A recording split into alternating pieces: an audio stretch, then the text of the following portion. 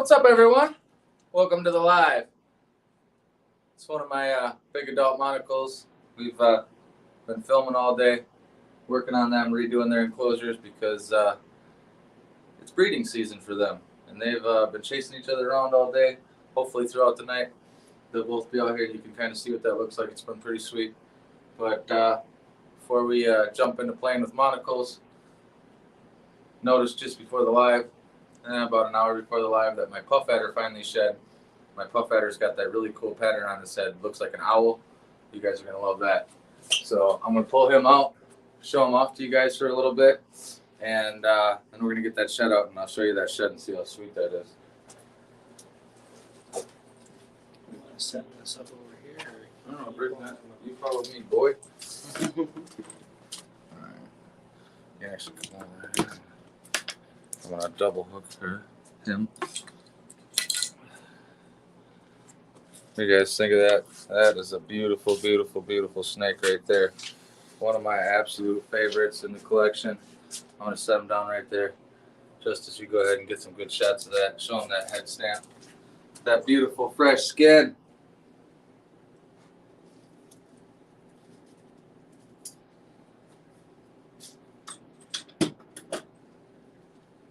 We're going to have to dampen this to get that head shut up. That sucks. I'll have to soak this in some water. Get this wet. All right, come up here for a second, Justice. So unfortunately, the shed got all crinkled up. And if you've seen that beautiful head stamp, that shows up in the shed. And I can make jewelry that'll show like an owl print. A little trick for you guys: if you take a shed and it's a little dry before you get to it, let it soak in some water, it'll soften right back up. And then you can get those nice long sheds again. I'm actually going to do that probably after the live. Maybe I'll soak it in some water during the live. I don't think they'd mind seeing the snake some more. Right.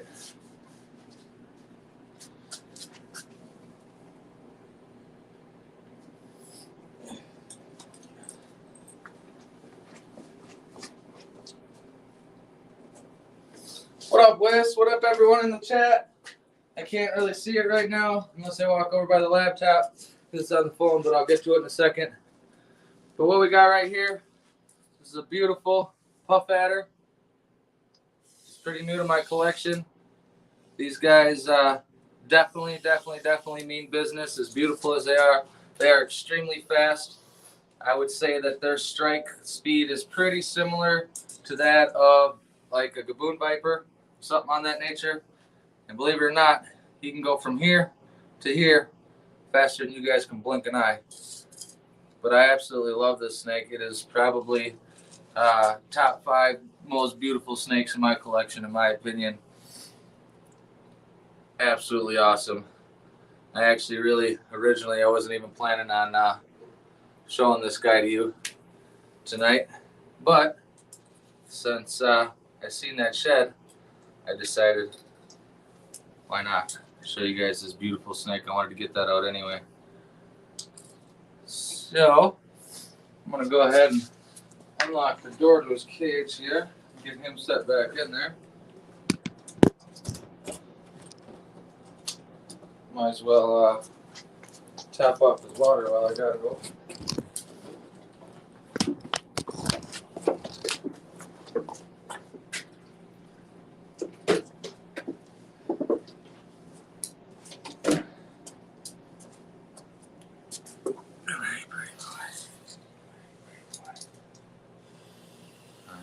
You guys hear that puffing? You hear him puffing? He stopped the second you mentioned it. Right. Big old fatty said, "Oh, go chopping down." Pretty lazy until they decide they don't want to be. All right, come on, buddy. Check this cage out he's got in here.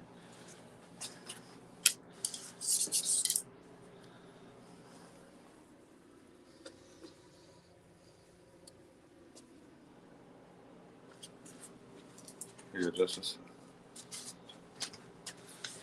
All right, I'm gonna go ahead and lock this up. We'll get the camera switched around. We'll get to some chit-chatting, talk about the number one pet cobra, I should say, in the United States. And I don't mean it's number one, like that should be the one you want. I mean number one sold. Like more people that get into venomous and get into cobras buy a monocle cobra than any other cobra on the planet. There's a bunch of reasons for it. Some reasons are cool. I mean, not that I love monocle cobras myself. Some of the reasons are cool. Some of them, we'll let you guys decide. Let me get this camera switched around and we'll get this set up here. Wicked cool snake, Mr. Joe. Thank you, Connor. I knew it was Connor because he's the only person in the world that calls me Mister. All right, let's see. Switch my camera.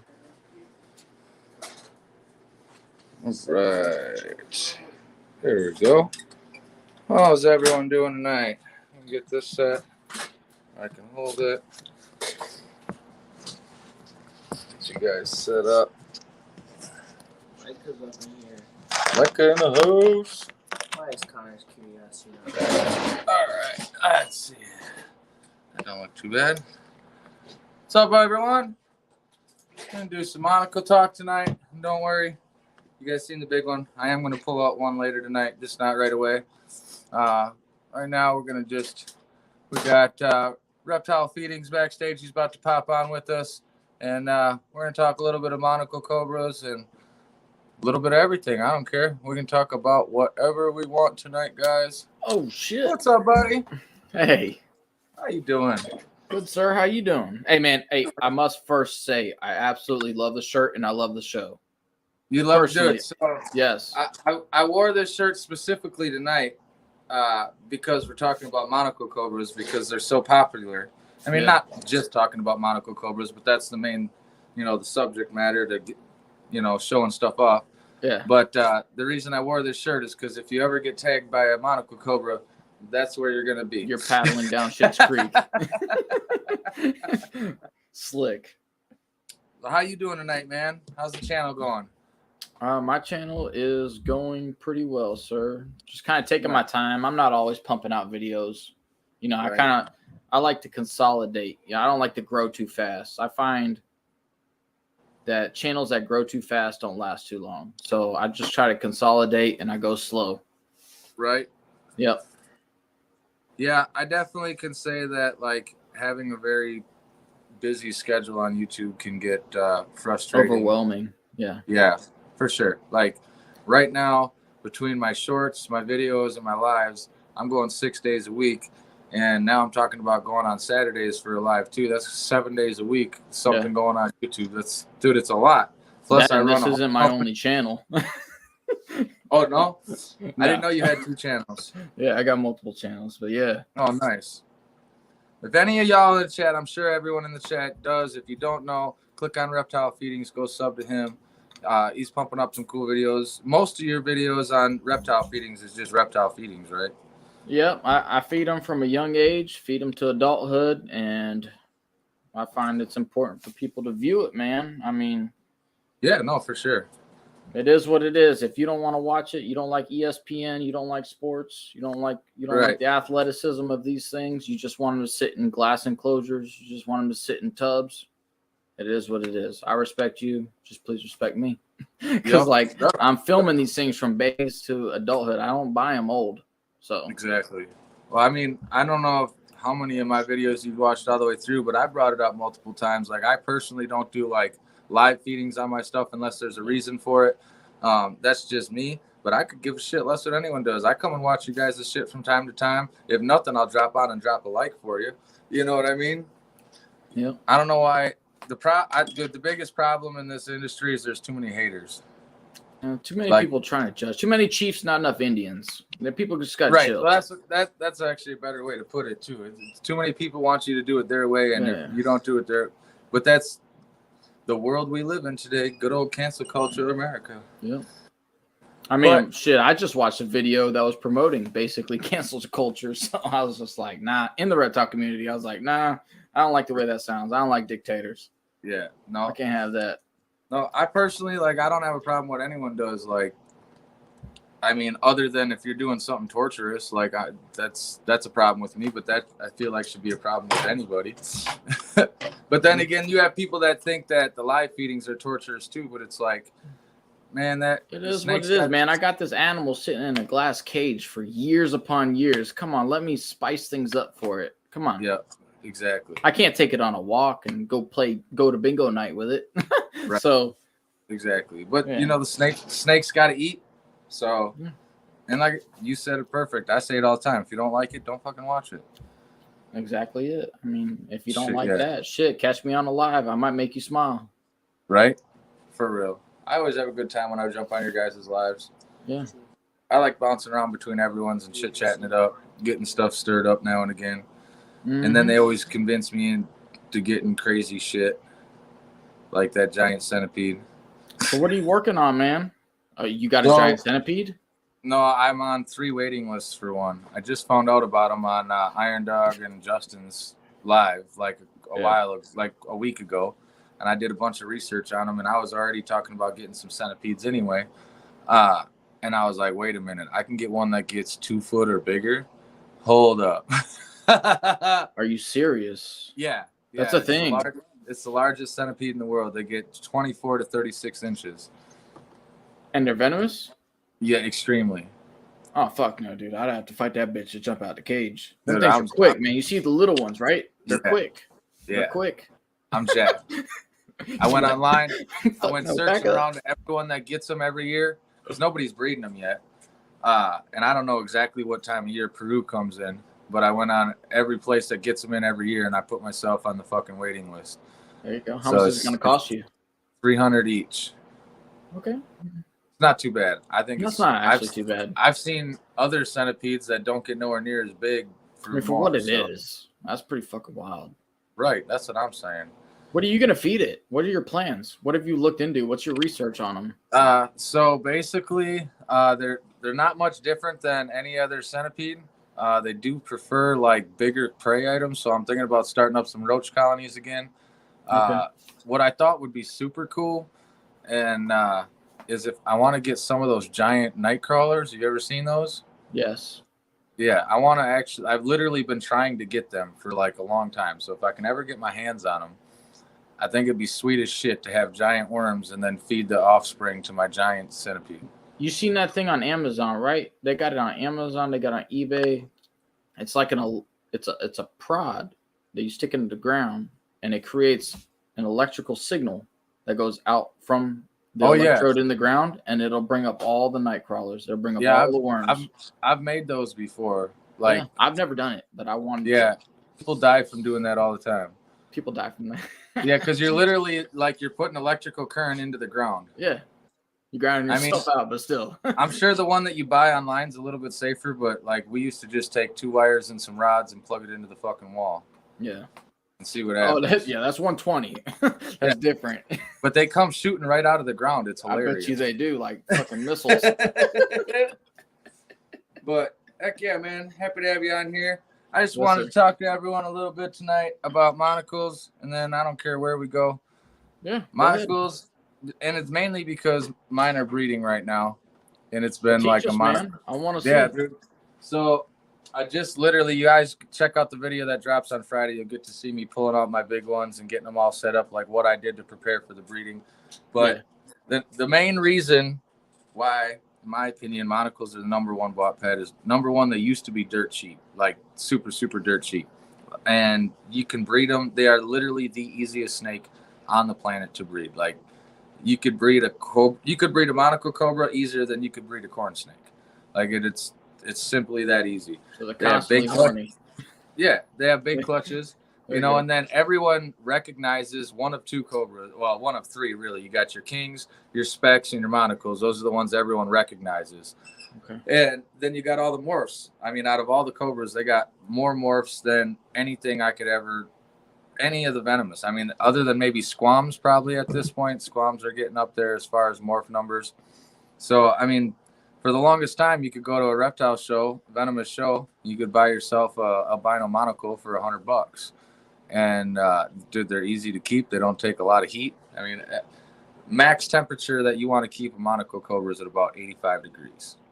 So they don't need a lot of heat. They're the only thing I will say about them that most people don't. Well, there's a lot of things most people don't realize is they eat more than the average snake. So I'm generally feeding them almost twice a week sometimes. And they're snake eaters, right? No, so the monocles are rodent eaters. I mean, they will eat snakes, but it's pretty rare. Yeah. They actually, to be honest, in the wild, the monocle cobras are found in like most of Southeast Asia. So pretty much anywhere in Southeastern Asia, you can find monocle cobras. And they live in like the rice paddy fields. They're actually more of a, people don't realize it, but they're more of a burrowing snake. Like they like to dig tunnels underneath like dead stumps or in the rice paddies. So if I had to think about it, I mean, the rats would be out there in the rice paddies, right? Yeah. And a lot of rodents. So that makes sense. So generally in the wild, what they're feeding on is going to be frogs, a lot of frogs, small lizards, rodents, the occasional snake. I mean, they will eat them. I mean, well, I'll be honest, in captivity, a monocle cobra will literally eat anything you put in front of it. Okay. Like you can go to the grocery store, and I've seen a million videos of it, get you a chicken leg, come back and put it in the cage, and it'll grab right onto it and swallow it up. What do you prefer to feed your monocles? So I feed mine, I go back and forth between a few things. Most of the time it's rats, just because it's easy. The guy that breeds them, like in super bulk, he lives right down, he has 2 80-foot pole buildings full of rats. That's all he does is breed rats and ball pythons. And so he just delivers frozen thawed to my house. Otherwise, I'll order chicks certain times of the year, like when I see them on Track Supply and stuff. Yeah, so I'll get a bunch of them and freeze them up. I do fish from time to time because they love fish, just to change it up. But for the most part, it's rats for me because I don't want them to get too fat. Because even though they got a fast metabolism, like they can get fat quick. Yeah. But the downfall of everyone buying these amazing snakes is people don't realize how deadly they really are. Like, it's a cobra. So the average person, especially like someone like you don't work with any venomous, right? Not that I'm legally allowed to talk about. Okay. That's That's a fair answer. Yep. So, most people hear cobra, they just naturally assume that's a deadly snake. It's a venomous snake because the majority of true cobras are deadly. But the monocle cobra, believe it or not, drop for drop is more deadly than a king cobra. Drop for drop. But then the scariest part about it is each monocle cobra, depending on what part of Asia it's found in, can have a slightly little different concoction to their venom. So one anti-venom might not work. If I have 2 different monocle cobras from random locales, which is actually the scary part because nobody knows the true locale of any of their cobras. I mean, and not anymore. I could get bit by one monocle, and my kid could get bit by another monocle. One anti-venom might save me, and it might do nothing for him. So you got that. On the bright side, some of the IMBs and stuff they're coming out with now, or what's the technical term for it? They do a broader spectrum of venom, so it's a little safer. But there is one locale that was just discovered in 2018, I believe. I might not be 100% correct on the year it was discovered, but it has a new venom toxin inside their venom that's not found in any other snake in the world. And they're actually calling it Cobra Toxin is the type of venom that they're calling it. And it's only found in this one locale species of monocles. It's not found in any other snake, not any other monocle. It's wild. So is the monocle, is that the cobra that has that symbol, that thing on the back of their head? Yep. Yeah. So literally, I'm not a Latin prude by any means. So if anyone in here like ever hears me pronounce Latin funny or something, don't make fun of me. I'm never been a Latin prude, but the word monocled in Latin literally means mono, which means one, and cled, which means circle. So okay. So that's literally, its name means one circle, which is pretty cool. Yeah, that is. But on the bright side, the anti-venoms have come quite a long ways. If a guy has the proper protocol and something does go wrong, and you actually went to your doctors, the ERs, set everything up, they know what's going on, you're probably going to be okay. Mainly because it's a really strong neurotoxin. So, you know, a lot of times you can get on life support and, you know, ventilators and push you through until they can get anti-venom there. But it's still a crapshoot. Believe it or not, out of the 100,000 snake bites a year, there's in the world, between private keepers and in the wild, there's about 100,000 snake bites a year with envenomations. And over 50% of those are from monocle cobras. Oh, wow. So between in the wild and in captivity, you're looking at 50,000 bites a year. Because granted, with lots and lots of work, they can tame down pretty good. You know, some don't, but most of them will get pretty comfortable with you. But they're very defensive snake. They can be. You know, I mean, and they're kind of like a person where, like, some days they'll just wake up and they're in a bad mood. Yeah. Like, you don't want to mess with them on days like that. As a matter of fact, the video I was shooting yesterday that came out yesterday, my one cobra was so damn mad that she, like, was striking open mouth at my hook and got a whole mouthful of freaking chips, and I had to get the chips out of her mouth, and she was just livid with me. Because I was messing with her, trying to get good shots, and you know, it is what it is. But you know, but like any snake, man, they just want to get away from you. Yep. You know. So I wasn't reading the chat. I'm terrible about that. I know they're popping off. Right. So what were you going to show us tonight? So no, I'm gonna pull out a monocle here in just a second. Be careful now. It's one of my younger ones. I was gonna pull out my first monocle I ever got in my life, but I went to pull her out before the show. I went to look at her and she was in full shed, so I figured that was probably not the brightest thing to do. Yeah. Right. So I pulled out Snoop, which hopefully Justin's not in the chat because he's gonna get on my ass about digging in that cage quick for rubber duckies. I don't know if you've heard about that yet, but I got his wife. I have not. I got Trish addicted to rubber duckies. Really? The isopods? Yeah, like I was telling him about them. But because in my Cobra cage, I had a whole bunch of isopods from a buddy that I was taking to a show. And then I was just, as they would sell, I'd give him, you know, what he wanted and just take my little 30% or whatever, selling them for him. And I didn't have a show coming up for like a month and a half, and I didn't want to fucking take care of all these damn isopods. So I was like, bro, how much do I owe you for them all? But I didn't send him that message until like the day after. I just took them all and put them in my bioactive enclosures in all my cages. Yeah. And I put like $1,000 worth of rubber duckies in my Cobra cage. Oh, wow. Oops. Yeah, whoops. That was big money. Yeah, but the thing is like I've been doing some research lately because I don't know a whole lot about isopods. Me either. You know what? I like just bought my first, you know, whatever. I got a lot of things going on, so I'm trying to have a good cleanup crew. And I went with the real small ones. I don't know if I like that because I don't feel like they're substantial enough. I feel like in numbers I have to have more of them to clean quicker. Right. So. Well, see, I got like, I don't know. I usually get like the dwarf whites, powder blues, oranges, shit like that, like the cheap, common, normal stuff. Yeah. But when I was doing all my cages, originally that cage was my Gaboon Viper's cage. And I was like, well, I don't want these little tiny isopods in with my Gaboon Viper because he's just going to crush them and shit. And I seen them big ones. I was like, these are cool and they're big. Like, they'll be able to handle them. Do you have them locally?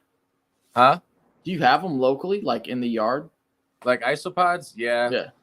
But I actually had a colony of like local ones going for a couple of years back when I was doing dart frogs. Yeah. But I got rid of like almost anything I had to do with bugs when I got rid of all like my frogs, and I don't even have a single insect eater right now actually. Yeah. I got a tarantula and a scorpion, but yeah. I'm not allowed to have tarantulas. Wife's scared to death of spiders. I hate spiders. That's why y'all haven't seen many videos of those. It sounds really weird that I got like all these cobras and puff adders and I can't. Spiders are different, man. Yeah, and the funny part is when I jokingly told her that I wanted one of those centipedes, like I thought she was gonna freak out on me, and she seen it and she was like, "Yeah, order that, like right now. That's sweet." And I was like, "Wait a minute, what?" She didn't watch the videos you did. Oh yeah, she did. Oh yeah. My wife's awesome, Fuck man. that. Like honestly, I have one of the most supportive wives in the whole wide world. Like there's no way I would be nowhere near as far as I am without her. Because, dude, I'll tell you what. This industry, especially like what I did with the cages, because I like went nuts, man. I had the idea. I like talked to a few people about it, and I was like, you know what? I'm gonna just go for it all in. And I sold like 70% of my collection. Like I had like over 40 pairs of dart frogs, and I had Uromastics and everything, and I just sold it all. And I stuck everything into starting this company. And then literally, like 3 weeks after I launched Venom Proof Cages, they shut the fucking country down. Like completely locked the country down. Yeah. So like it was rough the last couple of years. Like it has been rough, dude. Like, and I know it's been rough for everyone. And there's a lot of people that had it way more rough than me. But I'm telling you right now, if I wouldn't have had my wife by my side pushing me through, I wouldn't still be going because I was ready to throw in the towel so many times. Wow. It's a blessing you got her, man. Hell yeah. No, I love her. If she wasn't in a cast right now, she'd be down here for the live. But on this live, I pull out a lot of venomous, and if something goes astray, she can't really run away with the big old boot on her leg. Probably not. What up, Eric? Ozak. Key's in the house. Benji's in the house. Mm-hmm. Everyone. Okay. Todd's in the house. Solo fresh. Connor. Hey, I know I've been saying this on everyone's streams, but I'm not joking. Y'all go check out Connor's Curiosities channel, man. Like, Connor, how old are you? He's like, I want to say he's like 15. Really? Right? And he's out flipping, doing like herping videos, like where he's flipping stuff. Dude, that one video he must have flipped like 8 or 9 different copperheads, 6, 7 different ringnecks. What are those? The rough earth snakes that they got down in Texas. Like, dude, all sorts of crazy shit. Finding One all kinds of video. stuff. Yeah. It was insane. And the one video, like his dad's doing the filming and he flips it up and his dad's like, "Oh, there's a ringneck." And he's like, "A ringneck and a copperhead." And his dad didn't even hear him. And he's like, "Dad, back up." Like his dad didn't even see the copperhead. Like he's seen it first and shit. Like, please be careful. It was awesome, man. And he's got some little like short videos of these deer and these squirrels messing with each other. You got someone in the room with you? Yeah, so I got my kids over here running the laptop. I was about to say, I heard some voices. Yeah, he's keeping track of all the comments if I miss anything. And then my brother, he's up hanging out. I get all my little free labor. There you go. Well, I've been building all these great big enclosures. Everyone's going to be seeing that pretty soon. How's the business going, man? How's all that going? So it was really rough for the last while. Plastic search. Yeah. And I just got a brand new plastic supplier. Well, he's not really brand new, but he was like not able to get anything for me for a while. And he came through. He hit me up last week, told me that he had shipments coming in finally. So I'm actually going up Friday to restock up on plastic. And I made that video that went out on Tuesday. And I woke up this morning and had one really nice order. And then I don't know if Morbid's in the chat or not, but Morbid got me connected with someone I knew, but I didn't know they were looking for something. And I just landed the biggest deal in my entire career today. So I took a $25,000 order this morning. Oh my God, man. Congratulations, dude. Congratulations, dude. I'm honestly like been completely like all day. I've always talked about it. Like one of these days, someone's going to like want something that I can create for them. And it's just going to be huge. And yeah, man, it blew my freaking mind. So are you prepared? Like you got everything in order? Well, these are they're not actually going to be my Venom proofs. He wants like display style cases for his shows, but not like clear. He wants like the black ones, and he wants dividers in them, like individual doors. Yeah. And what was funny was when I messaged him and he told me what he wanted, I was like, dude, I literally have that. He sent me pictures of it because he has some older ones and there was things he didn't like about it and he wanted changed. And I was like, dude, I'm literally about to drop one identical to that. But mine was only a 3-section. I was like, so all I have to do is like add more doors, more sections. I can make you all of those. And I told him how mine were going to be different. He's like, dude, that's exactly the changes that I wanted done. Yeah. The downfall is he offered me an extra $5,000 if I would do trade instead of cash. So I'm getting $25,000 worth of all different baby morph retics. And, but I'm okay with that because snakes to me are as good as cash. All right. But hey, I mean, that's a big deal. I mean, So it's a huge deal. Yeah. So I'm pretty pumped about it. It'll take me about, I told him, give me about 2 months to get everything ready. Plus I got to have time to make it down to him because I'm not going to ship all that. And I ain't having him ship that much worth of snakes. Like You're going to deliver it. Yeah. I don't. Yeah. Number one, big order. So number one, I get to hand pick out all the snakes that I want as far as stuff. So, because I was like, man, I want a variety. I want some low end, some mid level, some high end stuff. Like, cause if I'm gonna set up a table and sell retics, I don't want to just have, you know. So where are you at? I'm in Wisconsin. So where are you gonna head? To go get the cage deal. I think he's in. So, what the fuck state is he in now? I have to double check. I think he's in Pennsylvania. Pennsylvania? I think so. Okay. Hey, man, that sounds kind of exciting, man. That's a big deal. That's awesome, man. 25K? That's a hell of an order. Well, see, the nice part is he's a big-time breeder, so my new cages all have, like, venom-proof cages, like, etched right into the plastic, so he's getting 8 stacks, and every one of them is going to have, like, every single one will have my thing, so every show he's at, I'll be advertising my shit. That's good, so, man. Not only did I get that's that, awesome. Yeah, I'm pretty jacked about it. But then before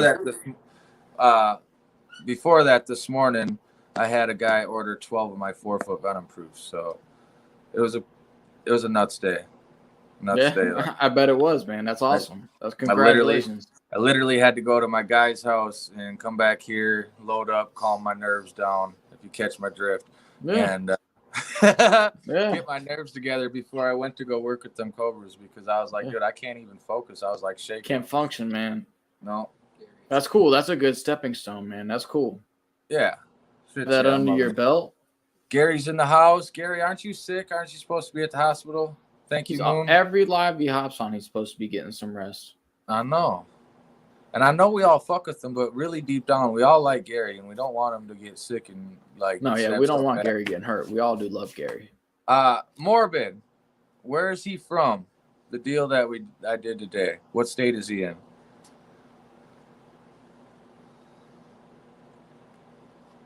He'll tell us. I thought he was Southern. I don't freaking remember, man. Honestly. I thought I was from Montgomery. I know he started on Florida. I'm telling you right now, everyone in here in the chat knows exactly who I'm talking about. But I don't have nothing against the guy, but a lot of people do, so I'm just kind of keeping it under wraps. What? Yeah, a lot of people really don't like this guy. What? North Carolina, that's where he's from. Oh man. You can ask me on IG later. I'll let you know who it is. I got a feeling. It's fine. Yeah. I don't care. I'm good. I don't either. No judgment. Shit, fuck it.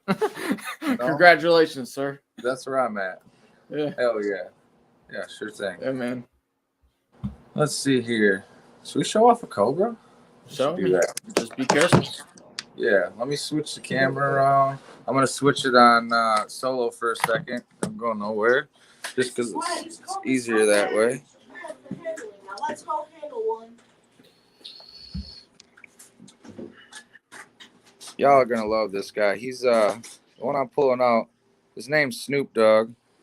He's apparently 1G. Hey man, put yourself. There you go. There you go. There we go. Yep. I don't even know how to work half this stuff yet, man. I've been just figuring this out. This is like my fourth. Don't hold it. Don't hold it. No. Have one of your youngins hold it. No, I do. I got a selfie stick that I give my kid. Yeah, so that give way him a he stick. can stay far away. You got both hands. Yeah, actually, you can come this way, Justice, and I'll go that way. Levi, you can go over there and keep an eye on the chats. Yeah, that's four.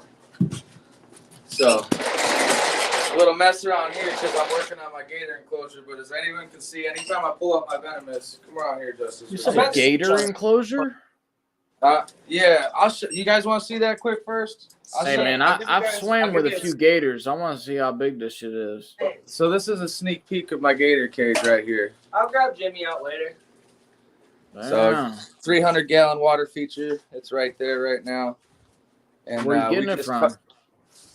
We just custom. I've had my Gator for a while. He's 3 years old. He's about 4.5 foot. Okay. So, but we just custom carved all of this foam and stuff and mortared it. We got one more layer to go, and then we got a bunch of plants and stuff that I bought that we're going to be spicing it up with, really liven it up. So hopefully, with any luck, that'll be done. We got some tank There's mates two too. in here. But the point I was getting at is I always have extra hooks, grabbers, all sorts of stuff just sitting here ready in case something goes astray. Yeah. Because it's just something to keep in mind. If you're working with venomous, man, always have extra tools around because you never. You gotta have options, man. You gotta have options. Have a backup. Yeah, like I got a backup hook, 2 sets of grabbers, and odds are I'll never. This isn't even in the hook I want. Odds are Yeah, I won't man. even have to use none of that. Focus up. You got it. There we go. The monocle, right? Yeah. So Look at her. this is Snoop All Dogg. sideways.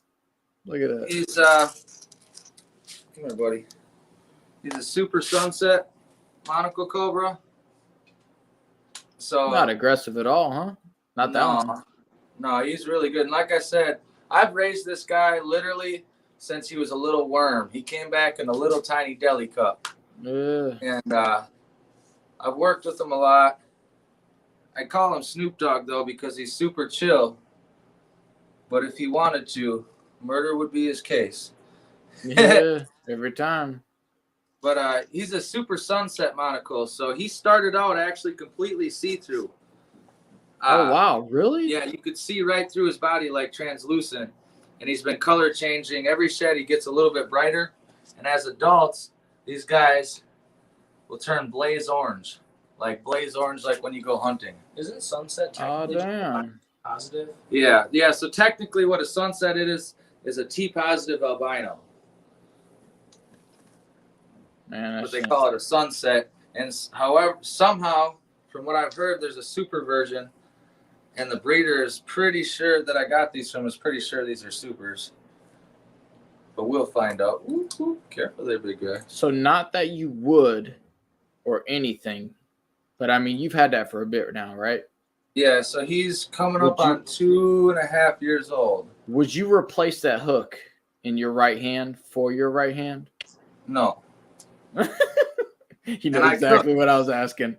Yeah, so I mean, you had it for a while, but yeah, there still is that factor. And here's the thing, is between you and I, realistically, I believe that I probably could trust this cobra enough to do that. Yeah. But I'm still not going to take that chance. Obviously. Right? I'm just saying. Because especially this guy, he's barely over the 2 foot mark, maybe a little bit. It's hard to tell, but I don't like pin him down and try and measure him.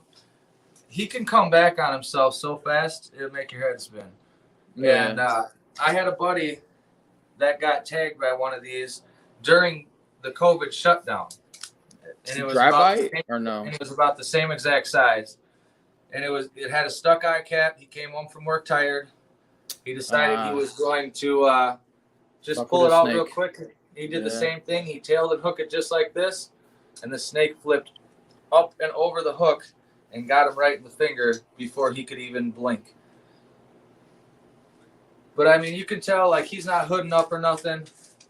He's real chilled out.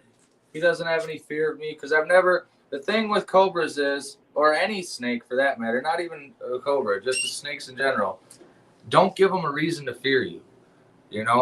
I don't. Yeah. Good experiences. Good experiences. Right. Yeah. You want positive experiences. You don't want them to feel scared or threatened anytime you're working with them. Like you can see, I'm just kind of letting him work his way through. he has no idea that this is my hand right here. He just thinks Yeah. he's crawling over a stick. You know? So for the people watching that haven't touched a cobra, if you had to compare this to something maybe they would touch, like a ball python, what is different about the snake versus a ball python? Mentally, in the eyes, physically, like. So I would say compared to most species of snake, not what all. else do you have to worry about?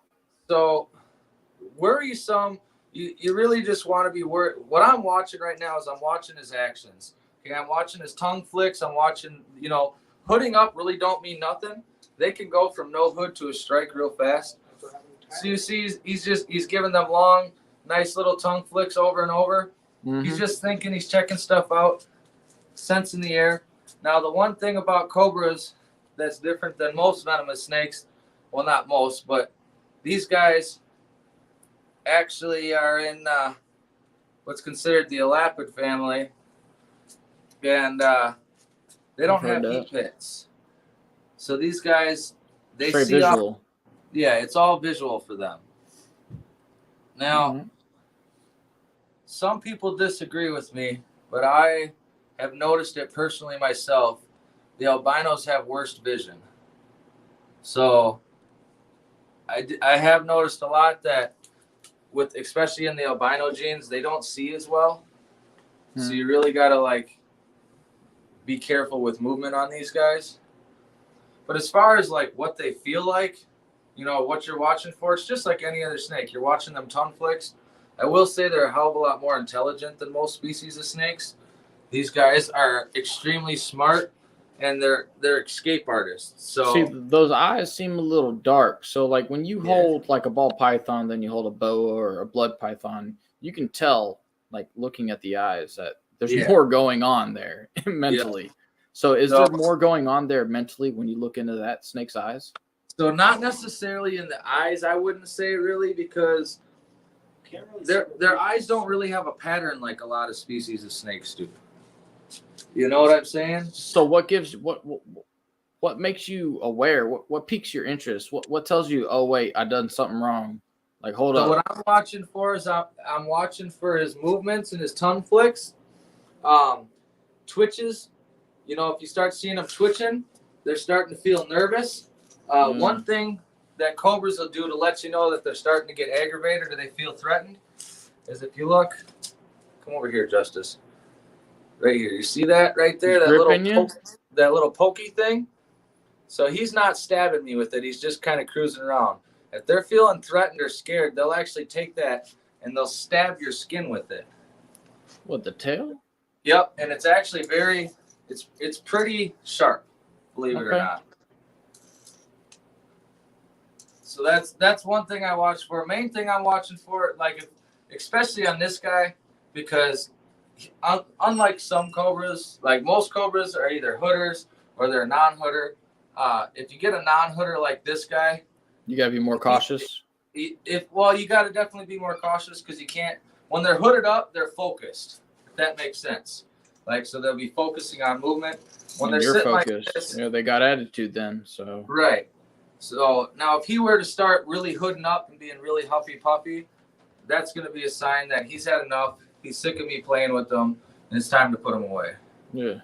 But I mean, you guys can see this cobra right here has the venom is more deadly drop for drop than a king cobra, and he wants to do nothing but crawl around. Surf. He just wants to surf.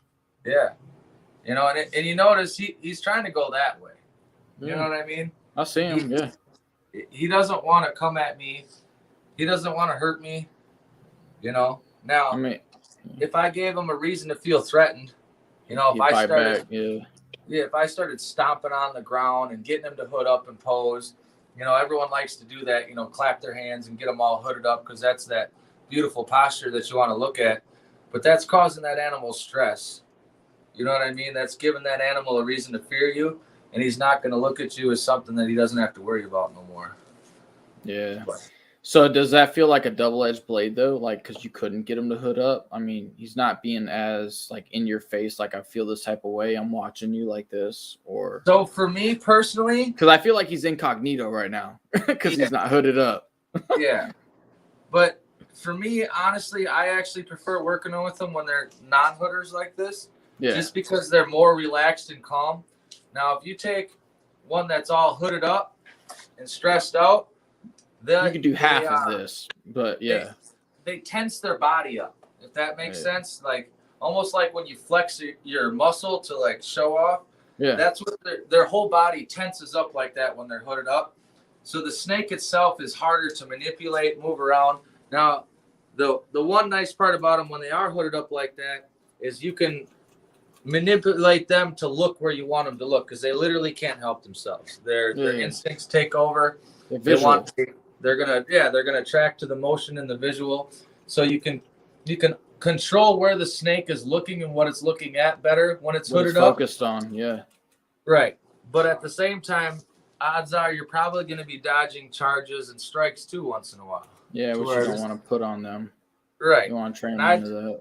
Me personally, I'd rather have a snake like this that's just chill as can be, not giving a crap in the world what I got going on, than have to be constantly moving around, flicking a hat to get them to not want to look at me. So how does this snake or snakes like this do in one of your cages? Are they always in the hide? Are they always inside? Do you have to talk them, coach them into the hide? So monocle cobras are a pretty active snake most of the time. Okay. You'll see them more active at night, but they will be active during the day too.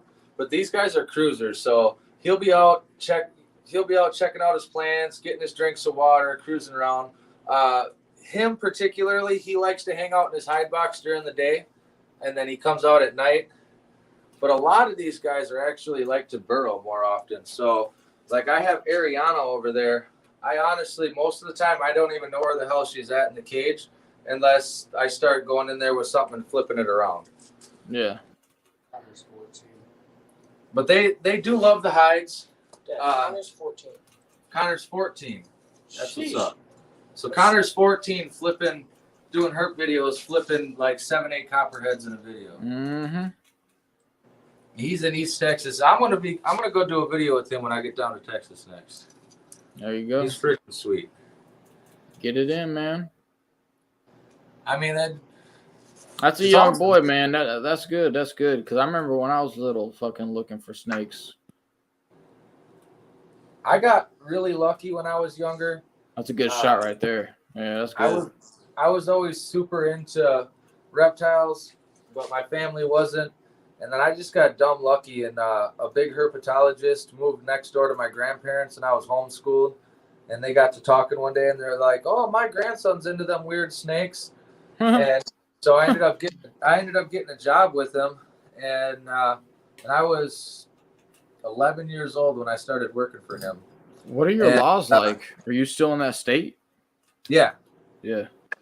Yeah. So I started working for him at 11, and my first day on the job, I walk in and I had no idea what I was getting myself into. He had 200 different species of animals and a whole operation going on. And so I ended up getting to travel all over the U.S. and stuff, working with things. First time I ever actually worked with the Monocle Cobra was at Tom Crushfield's place. Oh, you visited Tom, huh? Yeah, I got all their cell phone numbers and stuff. Oh, that's cool. I mean, I'm not trying to brag or nothing. It's just I've been in this a long time. Don't lie, you're trying to brag a little. Maybe a little, but hey man, it's okay to brag a little bit. Just stay humble. Stay humble. But for me, it was I've just been in this a long time. I just never got really known until the cage company. The cage company, obviously, it's something that no one ever seen before. And that puts you on the map. That puts you on the map. And it put me on the map. So yeah.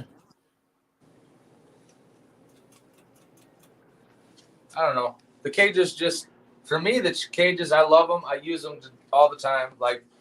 They're convenient. I mean, you look at that whole wall right there.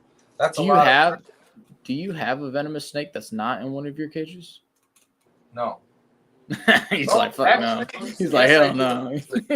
That's not true. I got Jordison, my white-lipped tree viper, he's in a tub because he's too tiny. And then my 3 melanistic Western Diamondback rattlesnakes that I produced this year are still in tubs, and it's the same reason. They're just too small. Yeah. And the main reason that I keep everything in my venomous cages. Well, two reasons. Number It's one, convenient. Fuck. right. Well, that's the number one reason is convenience. Yeah, it helps. Right. Especially I travel a lot. So I could be in Texas this week and I could be in PA the next. And my son, who's actually the cameraman right now, he's 15. He's in care of all my snakes. So if something needs done, I don't have to worry about, my snakes got to sit uncleaned or whatever with no water until I get back. Or I don't have to worry about, I got to call someone to come take care of it. My kid just locks them in the hide box and he goes in and gets her done. Yeah, you just wait till they're in that little room you made and then just locks it up. The other reason I keep all my stuff in venom-proof cages is I didn't want to be the news story that said, owner of venom-proof cages gets bit by venomous snake because he wasn't using his own product. Yeah, that wouldn't be cool. Just saying, that would suck, right? No, that would. I mean, I do catch hell, actually, believe it or not, from some of the old school guys with my cages because they think that I'm trying to encourage people that aren't ready for venomous snakes to keep venomous snakes. Oh, God. But if you watch any of my videos, I am very crystal clear about that's not the case. These are just another tool. They're not. Yeah, this ain't an easy way in. No, definitely not, because here's what happens. Realistically, say you got one of my cages, you set it up right, you get a species, captive born. Is there a chance that you could go that snake's whole life without ever having to, remove it from that cage or come in contact? Of course there is. But I'm telling you right now from experience, there's going to come a time when something doesn't work out right. It's going to get dry in your house. They're going to have a bad shed. Eventually something's going to happen to where you're going to have to go hands-on. And if you don't have the training and experience to do that, then what? So you're going to get tagged. If you ain't paying attention. So he is a beautiful snake, man. He just loves it. I like how it calmed down a little bit. I like how he's just chilling now. Yeah, he's just relaxing. He realizes that we're just showing him off. We don't mean him any harm. How long is that? He's probably 2.5 foot. Maybe pushing 3. It's I would say 2.5 foot, just to be on the safe side. What are we looking at adulthood? What's that thing gonna look like lengthwise? Okay, so I'm gonna put him back in his cage actually here. You're gonna show me a prime example. Yeah, go ahead and open that cage up, Justice. Come here, Snoop. I wanna pick him up and put him back in his cage. Yeah, go hang out with your isopods. Y'all want to see this cage? He's fully bioactive in there. Is over here. It's fully stretched out if you want to know what it looks like. He's got little tunnels all dug up in the dirt and stuff. Come on, buddy, move your tail. All right. Here, Justice, let's go show him an adult. I'm not going to pull the adults out because they just got paired up and they're literally breeding as we speak. But that's what an adult be looking like. But that's an adult. So that's an adult female. She's about 6 foot long. So when it comes to monocle cobras, can you tell just difference between the males and females personality-wise? No. No? Okay. Not at all. Every cobra is individual. Here's the thing. I have... Right, they have their own personality, but, being a predator that is pretty damn visual, I was wondering if that they could change, just between male and female. I mean, males see other males and they're got a little more testosterone. Females might be a little more standoffish. So interactions between people, no, every snake's going to be its own self with that, but interactions between each other, unless it's monocle cobras, naja or naja kaouthia, they get along because, there's lots of them. A lot of times you'll dig up burrows and find 4 or 5 snakes. But when it comes to breeding season, 2 males will battle it out. Yeah. But on the bright side, they're completely immune to their own venom. So, well, that's nice. I actually got warned when I was talking to some buddies today before I paired them up. He said, don't freak out if the male starts attacking the female. It's pretty common with them. Oh, okay. So I can actually, I'll show you my one female. She's a younger one. I just don't want to pull her out because she's in shed. But if you want to see what it's, she'll give you the typical Cobra for sure. Well, let's give her a good experience. So we don't want you. I don't want you to get hurt now or No, later. I'm not gonna pull her out. I'm just gonna show her in the cage to you guys. Yeah. But she's here. Back up a little bit, Justice. No, she's right here. I know where she's at. Oh, you do in fact know where she's at. Yeah, you can see she's in full shed. Oh, there you go. Yeah, she's more of your typical. So this is Ariana. Her life goal is to kill me. Oh, She's go out. back in. Go back in. Get back in there. She likes to charge. I can tell. My goodness. Yeah. And here's the funny part is like, She ain't even that big yet, huh? no, she's only about 2 foot. Yeah.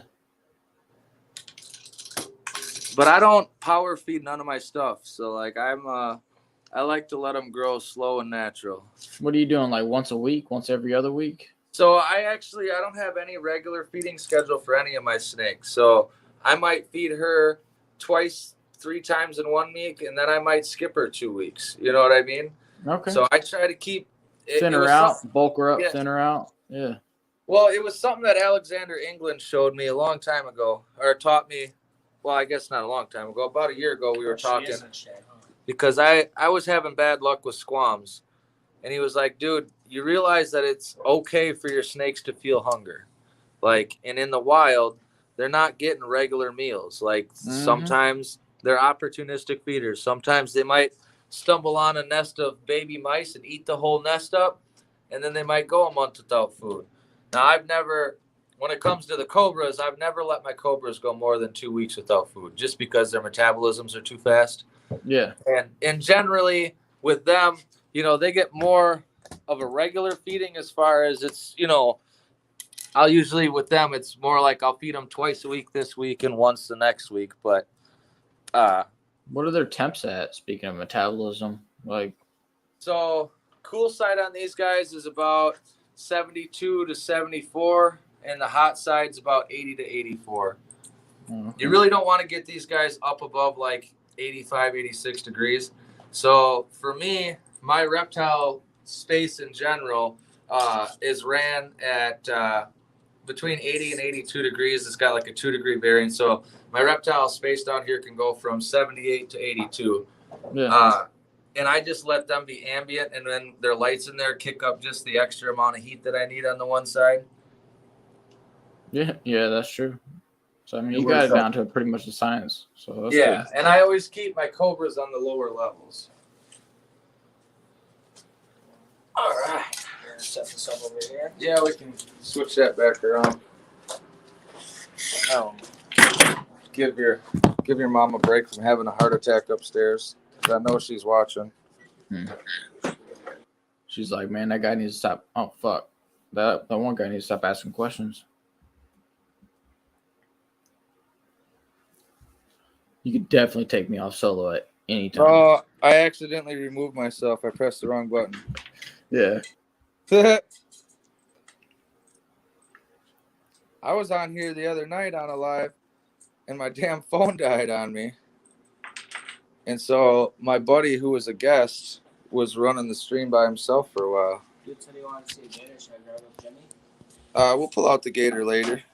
Feed him maybe? Huh. Gator later. There we go. Set this back down. Hey, give me my chair, you little shit. Oh, yeah, it's one Kids, I tell you, they get to be the cameraman, and then they think they're running the show. Man, we got 19 in the house. What is up? This is the most like composed and like smart and the most questionable I've been on a live. Look, honestly, you're asking great questions. Like, you even kind of stumped me on a few of them. I had to think about them. Like, huh. Hey man, I'm into it all. Like, I notice everything. Like, I like asking questions because I want to know. I want to experience it like you are right now. Like, yeah. So, like, I'll be honest with you. When it comes to working with venomous, the biggest skill you want to have is exactly what you got. You want to know how to read your animal. Like, because if you can't read your animal, to the point of almost being able to know like what it's about to do You next. got to be futuristic, man. You got Exactly. You know, and you'll notice like I've been working with venomous so long now that even when I work with my non-venomous stuff, I instinctually act like it's venomous sometimes. I got a video where I had a pissed off garter snake that I caught in the wild. That thing was coming at me like a cobra, and I was treating it like one. Like, you ain't getting me. Like, I couldn't even help myself. Yeah. But in the same sense, it's probably good for that anyway, because I don't want that thing to bite me and rip his teeth out. No. No one wants to get tagged. I don't want to get bit.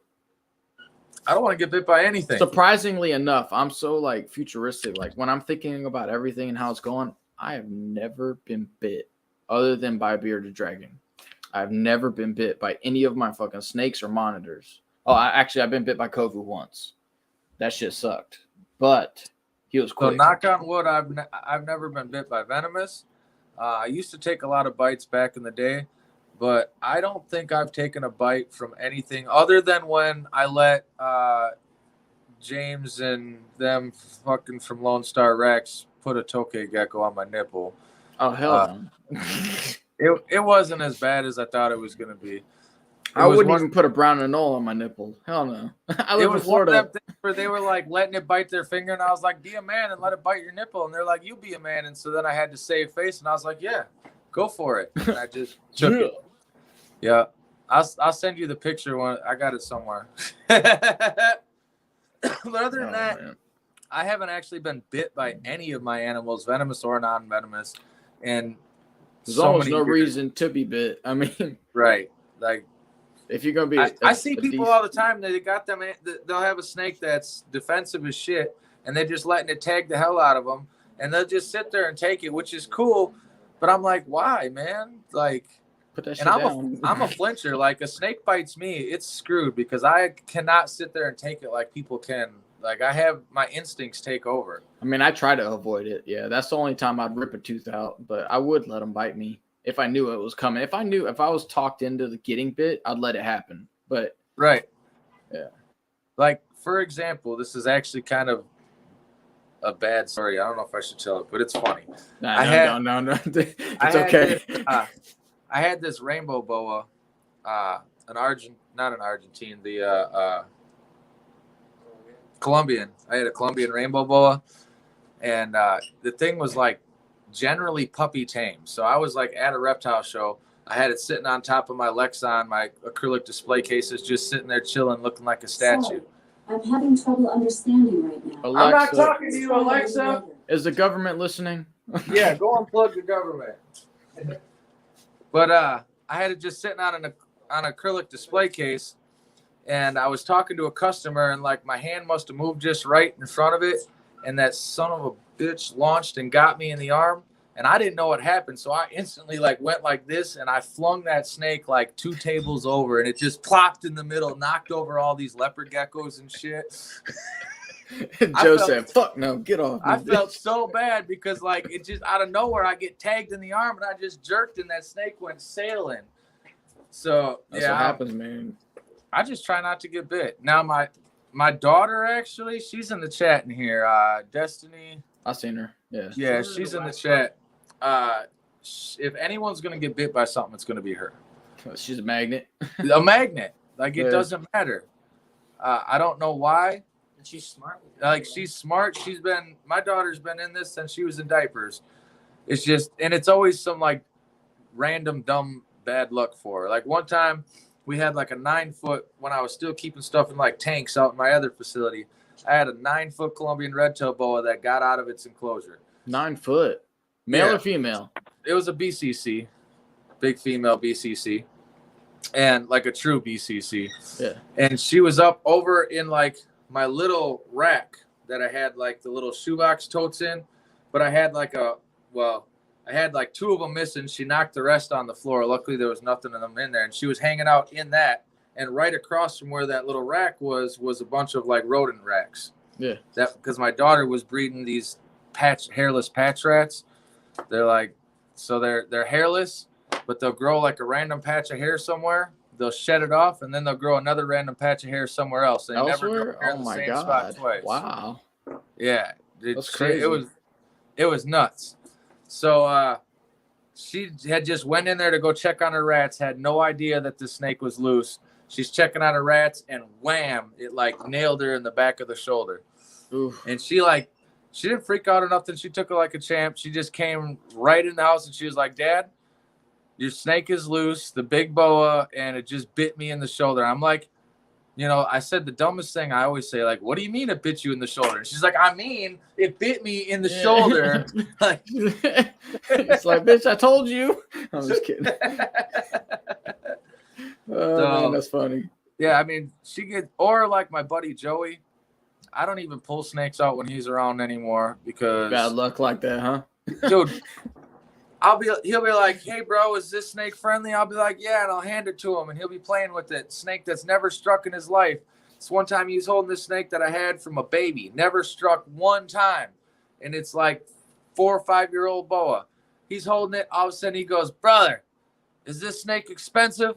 And I said, yeah, why? He said, he turns at me and he's pouring blood out of his nose. He's like, you better take it then. Yeah. Oh, damn. Just nailed him right in the face. Like, I don't know. Do you still keep bows? Yeah, I have one boa right now.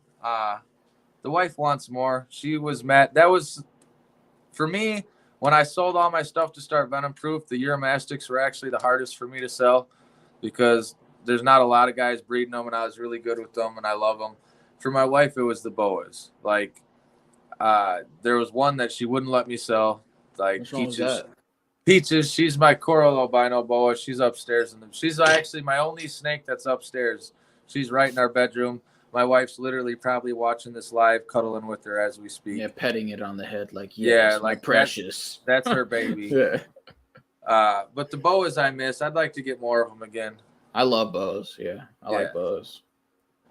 So we used to have a lot of cool ones, but the reason that the boas were easier for me to part with was they were such a pain in the butt to breed. Like, I don't know if anyone in here... they were live bearing, right? Yeah, but the thing with boas is you can do everything perfect. They can lock, they can do everything, and still just not give you babies.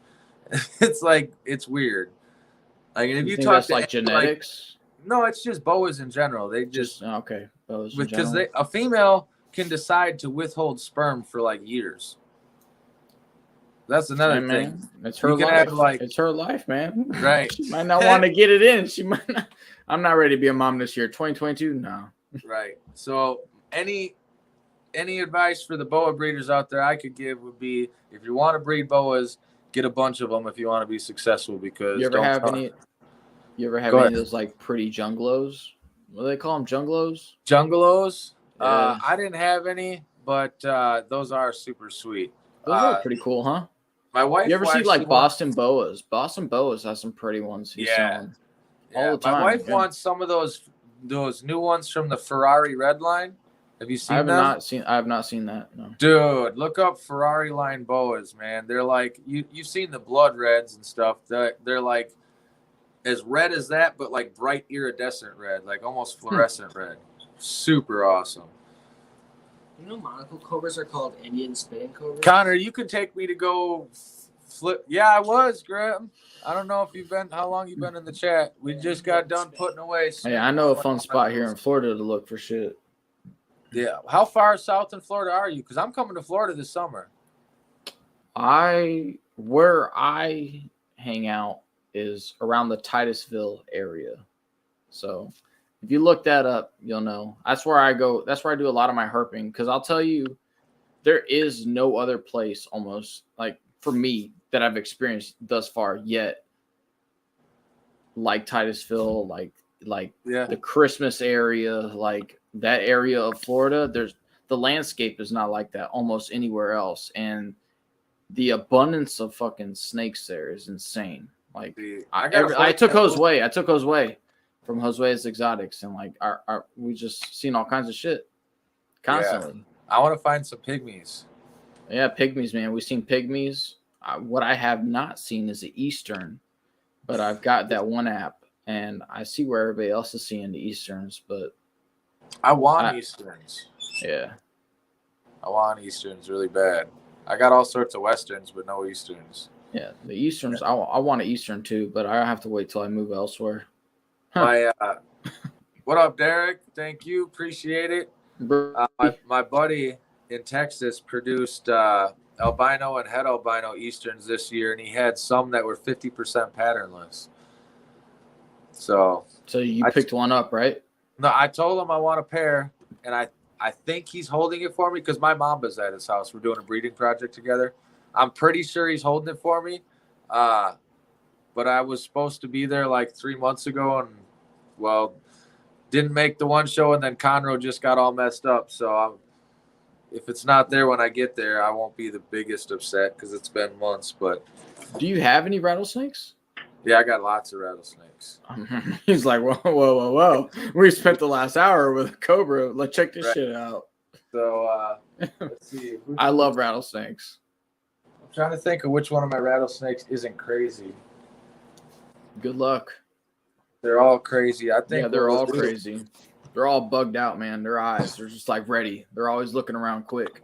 Yeah, I think what I'll do as far as rattlesnakes is I'll just put the camera on the stick and switch it around and show them because you lie ass.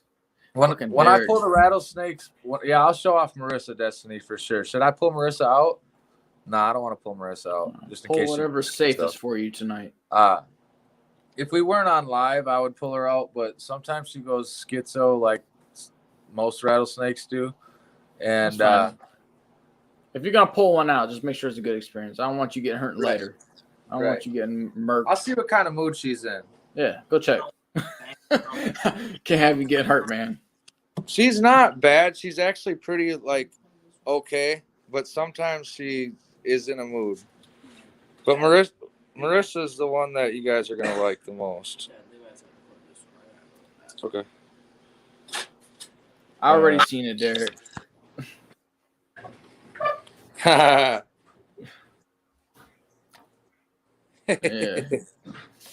I can't help it. No need to pay me. I love y'all. I like. I'd say you have to get venomous, Derek, but you got venomous. All right. Let's see here.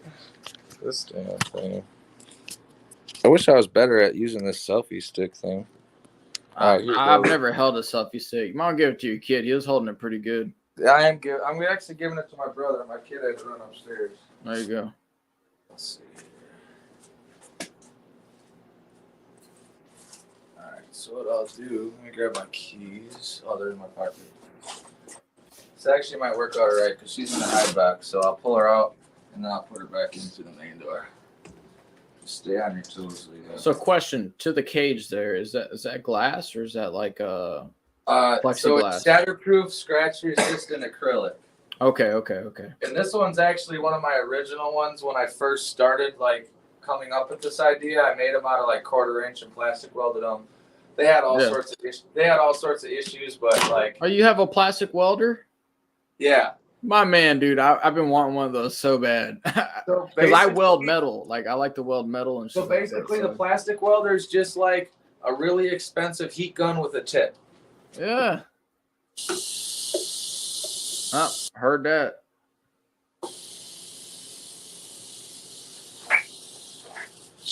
No. Come here, girl. Careful with that rattle. Careful, girl. She don't want it.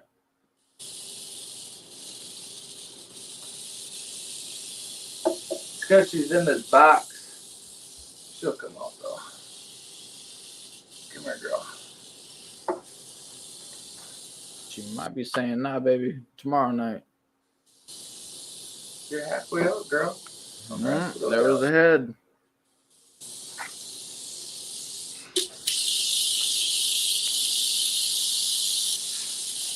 So this is Marissa.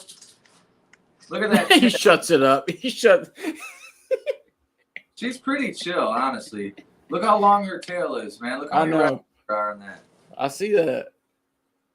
Levi, you can reach forward and get that. Yeah, because then you're still plenty out of the way. Get up on this rattle right here. Man. Look at that. I see that. She can't hold it up. She can't. And then get right here on the top of the head. Check this out. She has a scaleless head. Oh, right in between the eyes. Look at that. From Yep. the nose back. Yep. So there's a good chance that she's het scaleless. Oh my god, dude. So and believe it or not, she's actually gravid right now, or fingers crossed she's gravid. No man, she don't like you talking like that, man. Okay, girl. Talking about her private parts. Oh Lord have mercy.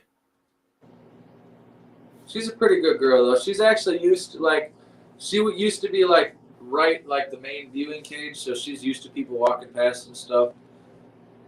Yeah, she's so she's more gorgeous, used to man. it. Look how thick she is, though. Shit. What are you feeding her? What do you got her on? What's the feeding schedule too? Like how often? She gets every week to 2 weeks. She gets in a little bit bigger than a medium rat. Oh wow. She would literally eat every day if I let her, though. Like I hate to admit it, she's probably a little bit fat because if I have someone that doesn't eat, she's the one I give it to.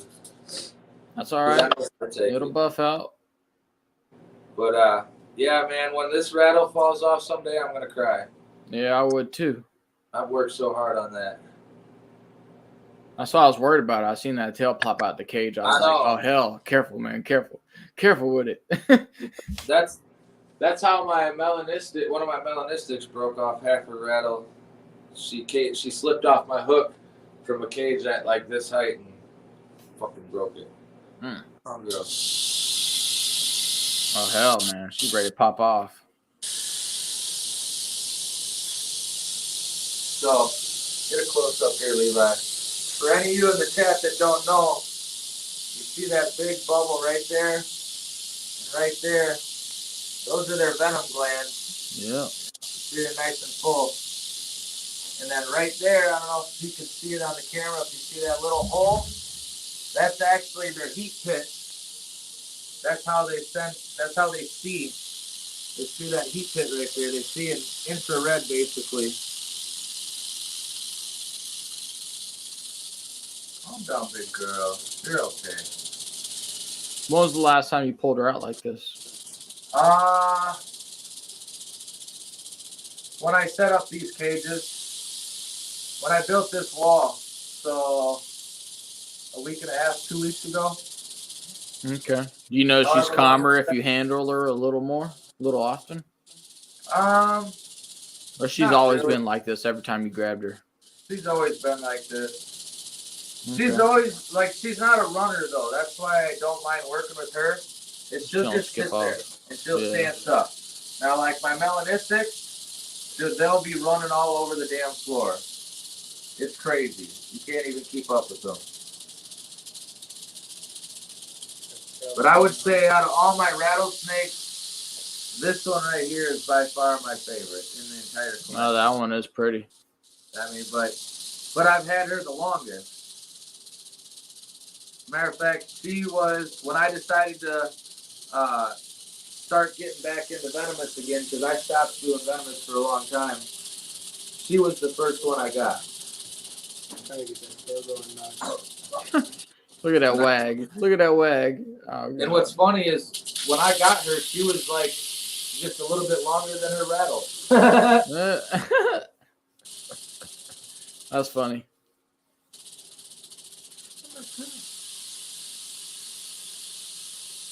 What's going on in the chat there, Justice? Yeah, not a whole bunch. Connor got bit by a garter snake? Yeah. See?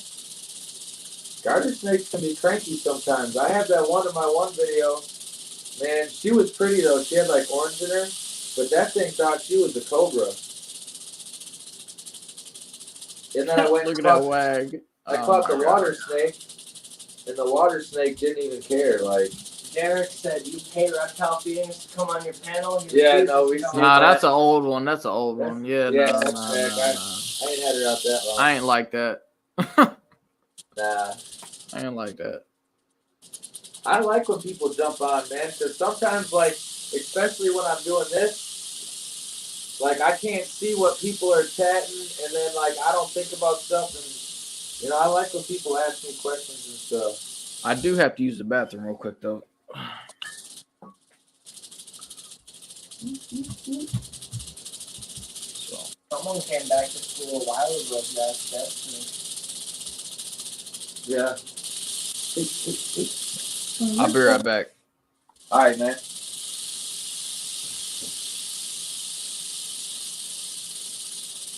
Connor with his speckled king last year. That's fucking sweet, man. Speckled kings are awesome. If you guys are wondering, you see how when I get closer, she rattles? If I back up, she'll kind of slow down. She's literally just responding to my heat signature. When I get closer, all she sees is a big red glob.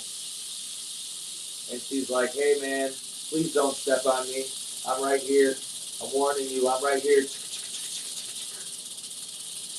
And if you push your luck and try and step on me, I'm going to ruin your afternoon. So if you watch something, Levi, stand up once just a little bit, kind of get like a panorama to where you can see her and me.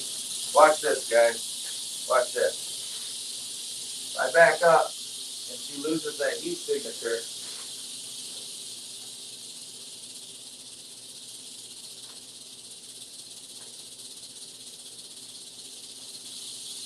She don't want to do it. She's looking dead at the same spot. I wonder if she's seeing the snakes behind it. Maybe. No, she's calming down. Yeah.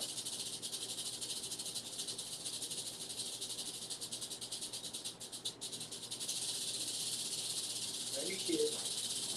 She feels the vibration too. You notice how her rattle slowed down? A lot of times they'll come to a complete stop. She's just reacting to my heat signature. Funny, because when I went upstairs, she said you're not pulling her out. So for all you guys down south, you hear that? Just go the other way. Alright. Should we put her back? I wonder how big she is. I wonder if we have a way that we can measure that. I doubt it. Put her against the cage, lengthwise. You know the length of all I take her. Huh? Not against she's gonna stay in a circle the whole way time. I just don't want to stretch her and lose that rattle. Yeah. You're not going to let me get that tail, are you, Joe? Oh, you're on me. You're on me. We're kind of mad from normally large amounts of food. Rather? No, I just double hook her, but yeah, she doesn't let me tail her. She won't even give me a chance. But because she's so heavy, I don't want to just lift her with one hook. So I'm going to come under, support all of her body weight. Right, hook like a proper H-Rock.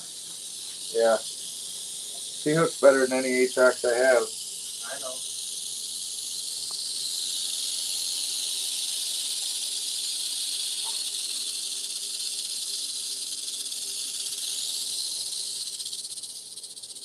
Destiny's teacher wants to set something up each semester.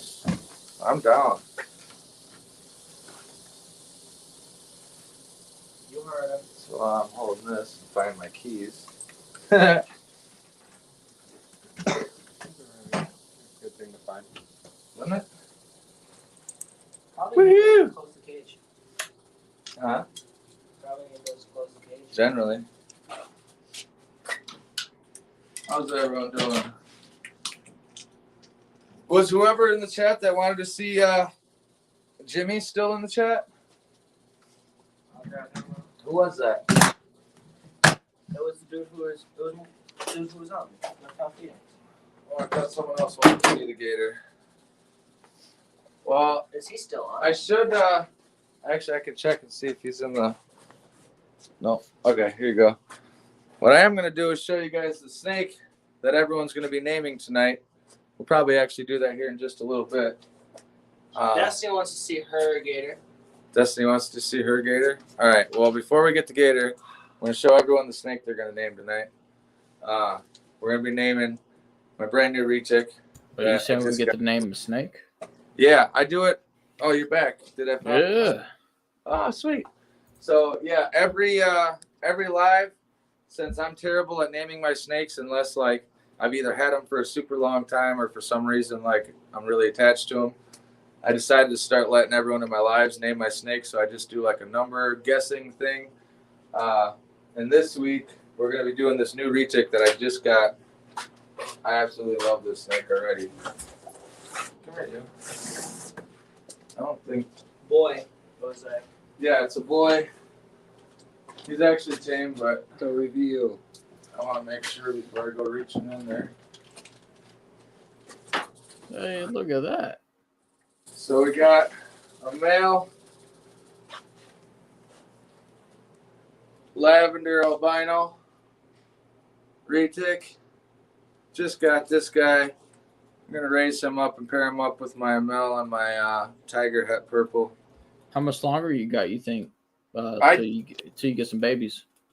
So my females are huge. I mean, you can see them. Right. Male, but I just got him, and he's just turned a year. They say 18 months, but that's crazy to me. So I'm going to give him a whole nother year. Wait till next season. I'll judge at that time his size. And even at that, if I don't feel he's quite ready, then I'll give him another year. So it'll be 1 to 2 years before I pair him up. But this dude's sexy, man. Yeah. He's got like, dude. Check I this like how they slightly get thick, but then they start getting real long real fast. Right. Dude, check this out. Look at these hearts in his pattern. Yeah. Freaking crazy.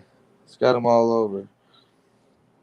Love this dude. So y'all start thinking about that. Justice is going to go pull out the gator because my daughter's in the chat. And technically, it's her alligator, in case everyone was wondering. Ooh, what are you going to do, man, when that thing starts getting big? Yeah, I mean, the plan was always for it to be in my facility for its entire life, but No, the gator. Yeah, but technically the alligator is my daughter's. Even though I don't think I can remember the last time she cleaned its shit. Oh, he called you out. Lord have mercy. Right? All right. You got him, Justice? Oh, that's because I moved it out of the way when we were moving the big Cobras earlier in case something went crazy. I wanted you to be able to run away. Run away. Yeah, so I just got all these made the other day. These things are sweet. They got all like the labeled of what I got in each cage. Oh, you bought a labeler? No, I got these volunteers that come and help out every Monday. You know, they learn some stuff, they clean some stuff up, and venomous? No, well, they've been helping me with like the gator cage and stuff because I got all sorts of like crazy cool vision ideas, and I'm not really that artistically talented to complete them all the time. So I had to outsource a little bit. Yeah. Cause like I thought of that, but I'll be 100% real with you. I built the cage, the whole background and all the mortaring. That's my kid. That's Rain and her boyfriend Emmy. Really cool people. All right, Justice. Why'd you go that way? Huh? Why'd you go that way? I don't know. That's the way that I went. There we go. Facing. So that's Jimmy. He's a good boy most of the time. Excuse my coughing. He's been on the live a few times. Oh, good boy. Hey, would you go wade in waters with lizards like that?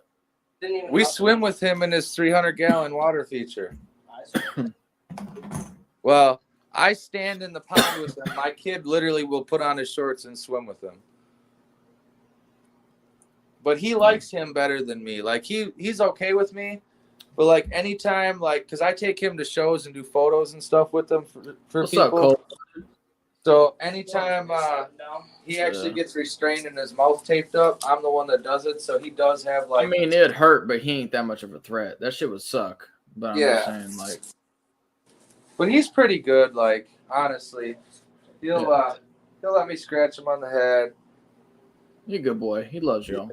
Yeah. Y'all got a respect for each other, so. He's a tolerable gator. He knows I don't mean him no harm. He's really good today. And I'm hoping that just with more and more, like I got thousands of hours into this dude. Like I mean, you see Savannah Bowen, right? I mean, she's like Yeah. Constantly working around them things. So Yeah. And my kid, literally, Justice here, he spends at least an hour to 2 hours every single day working with this alligator. that's good. Because at one point, I would like to see him like as tame as like Bubba. Have y'all ever met Bubba? No. At Tinley, the big one that's sitting there that everyone lays on and takes pictures on? Nah, I've never been to. Oh, you never been to Tinley? I keep forgetting you're in Florida. Yeah. Yeah. All right. Yeah, I wait around when I bow fished around those and bigger. Them things are fucking crazy, man. Especially come breeding season. You cast out, like you go fishing, cast out like a topwater frog, they get pissed. So, can you catch me some peacock bass? Oh my god, dude. You and I can go catch peacock bass. I have never been to South Florida to Those catch are always peacock hilarious. bass. I want to. And snakehead. So, we want some as pets. The ones I that want walk some as around are pets. always hilarious. I just haven't been down south to fuck with it.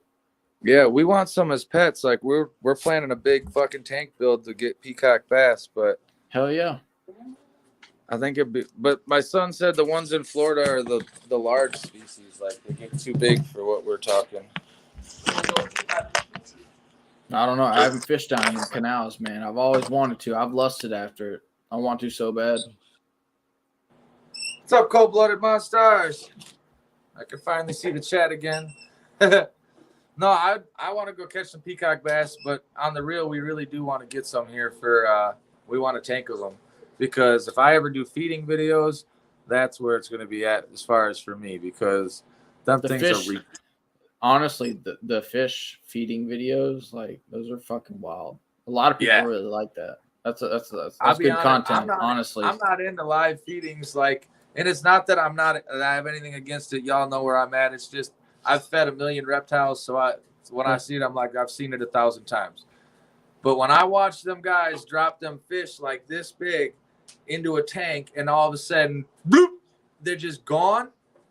That shit's insane. Yep. Like I'll click on it every time. I can't help. Especially It's like the crazy. piranhas, man. That shit's crazy too. Yeah, my buddy's got a bunch of piranhas, but they just eat fish food. His eats fish food? Yeah, And worms. and like night crawlers and shit. He hasn't tried to throw nothing else in? I don't know. Like, Dude, I've I had don't some know, big man. tiger Oscars, like cichlids, and them things would eat anything. Like my hand, if I stuck it in, they're as big as a dinner plate. so he has 2 stingrays and an arowana in this big ass giant tank in his basement. Yeah. The stingrays are cool because they'll like eat worms out of your hands and shit. But that arowana will fuck you up. Like it will nail you. Like he's got scars on his hands from when he was dangling fish for it, and it just gets him. Just clapped his ass, man. Dude, it's like 3 foot long, and he's like, it's not even full grown. Peacock bass are technically cichlids. It's crazy. Oh, really? Yeah. Yeah, peacock bass are actually a cichlid. Oh man, that explains a lot, actually. So I'm the reptile guru. My kid's the fish guru. Like he loves fish, man. Being here in Florida, man, as like a young Floridian, we get into everything. Yeah. I've dabbled Well, in a lot. He recently just got turned on to fish like a handful of months ago. A buddy of mine was moving to Florida, and so he got both of his fish tanks, and now he's just been like going and going like I would if it was me. I honestly I don't know, like, do you use a spinner or like a bait cast when you go fishing? I just use an open face. I suck with bait casters, man. They turn Dude, into I love rat's bait nests. casters, man. I'm like the predator. I'm like, Are you good at them? Oh, I'm good. Like So I can what flick I it need under is- a leaf, under a branch, I 100 need yards someone away. that actually knows how to use a bait caster properly to show me. Dude, I'm Because- that type of guy that buys a bait caster and I replace the steel bearings with ceramic bearings. Like I go in and I replace everything and I fucking get it, dude. I love it. I love the hunt. I went to a store one time, some fishing shop, whatever, and I was like, gonna get me a new rod, and I was like, I'm gonna get me a freaking bait caster like all the pros got, this, that, and I bought like a really expensive one. So and much shit. fun, dude. It's so different. It's like holding an AR versus something else. I Like, know, just but the first not time as I took it out, sportsmanlike. I ended up cleaning up 4 rats' nests where it turned into a big glob in the middle because I don't know what the fuck I'm doing. Yeah. And I threw the fucker in the corner of my shed and ain't touched it since. Mm-hmm. But if I had someone that knew how to use it and show me the right way, I think I I'd love like it, it. dude. I love it because like when you grab it, you got to adjust the drag. You got to adjust all that shit for when you go to flick it and let loose. Right. But your thumb could always ride that reel, that Yeah. spool. It could always ride that spool to slow it down. Because you're gonna watch it and you're gonna feel it and you're gonna listen to it, and it's crazy because all those 3 things all at once is how you know if you're gonna have a good cast. So Right. you're sitting there working it with your thumb as it's headed out. It's insane, and that's funny. He mentioned him. I'm kind of curious about that because I haven't heard his name in a while. Try to get Jimmy to face the camera. Joey Slam. I haven't heard of his name in a while. Me neither. Is he still doing good down there? I don't know. I haven't heard that boy's name in forever. I know he was poon jabbing fucking iguanas with arrows, but I watched one of those channels the other day too. It was like some iguana remover. They had a contract or whatever, and Yeah. like the people which I get it, whatever. They're making it a is what living, it is. right? But some lady walking by was throwing a tantrum, had the cops out there and shit, and it was hilarious because she ended up getting in trouble because she was She was trespassing. harassing. Yeah. Because I get Florida ain't fucking around, man. Like if you harass some people that are contracted for that shit, like that's a charge. Because she got arrested in the video. Yeah. And I'll be honest, I watched the video and I was like, dude, I don't know what she'd be upset about. Like they're doing their job. They were going for straight headshots, insta kills on these iguanas. They weren't like torturing them or fucking around. So like, do what you gotta do, it is man. what it is, man. You know what I mean? Like if they're getting paid or contracted to do shit, just stay in your lane. Just chill for a bit. Just Right. And the just reality take a is, breath and step back. what up, Kate? No worries.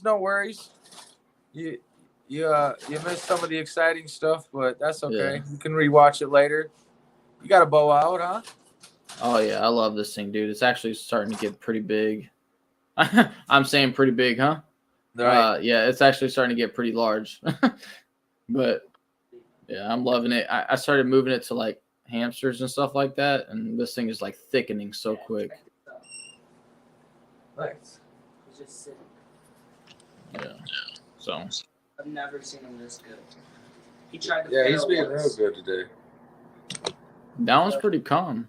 You Yeah. think you could set him across one leg to another without holding him like that? Or you think he'd turn around and probably bite your right bicep? Could, but wouldn't. We probably could, but I'm not quite ready for that with him yet because we tape his mouth and we do shows, like we go to reptile shows with him and stuff like that.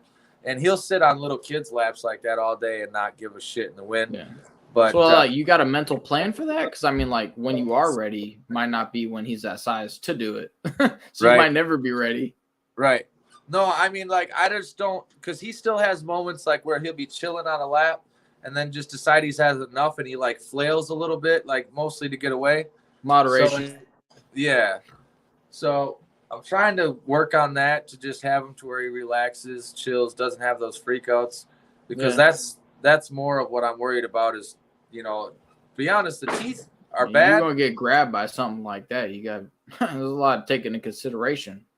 Yeah, but not just getting bit. Like their jaws are strong, so if they head whip and crack you, dude, that hurts. Yeah. Like a lot. Yeah, Cade, you're getting. What are you getting, Cade? Let me turn around again. Back here. Make sure my fucking phone's charging. Hey, you know what? If Brother D's gonna keep your sponsorship, he's got to kiss that boa.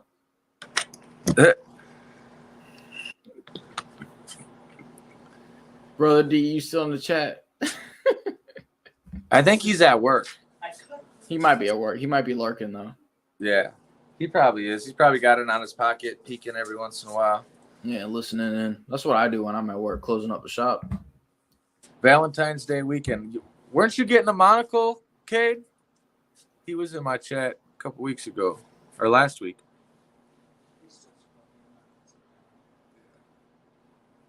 Oh, you seen it first? You seen the chat before I did? Just a normal, Just a normal het het. sunset. That's cool though. Hey, shit, that's better than what I got. The nice part about the fact that it's your first Cobra, I'm kind of relieved that you got a normal instead of like, see what I mean? This whole beginning of this was talking about how everyone's first pet Cobra is a Monocle. I told you.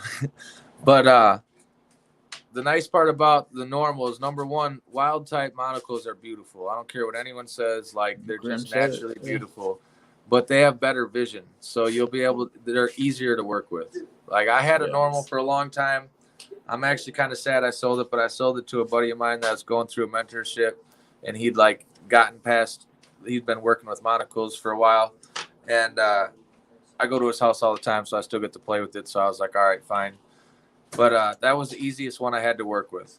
Like its vision was just better. It wasn't like, it didn't freak out about random stuff as often.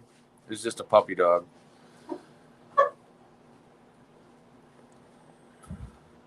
A black-necked spitter. Yeah. I don't know. I don't think spitters How many types are of Cobras are there? Well, There's a lot. y'all ever Yeah. see There's a lot. spit? Yeah. Within the same continent or just others? Different continents. I mean, you got your Asian species, your African species, Indonesia. I don't think, to the best of my knowledge, there's none in Australia that I can think of right now. I don't think so. There's a couple. I mean, I see the appeal to having a Cobra. I don't know which Cobra I'd want, but that hood, man, like you was talking about, Yeah. that turns me on. Like that So- hood, man. I'm like, hell yeah. Yeah. I love it. I've been. I mean, I get that it puts them in a heightened situation. Like they're just like on edge, like they're ready to fucking pounce because you're pissing them off probably. But man, dude, just something about them coming at you. I'm just like, damn. Most Cobras, I'll say this again, most Cobras, they're similar as far as like how a rattlesnake will just sit there and stance and rattle, like don't come near me.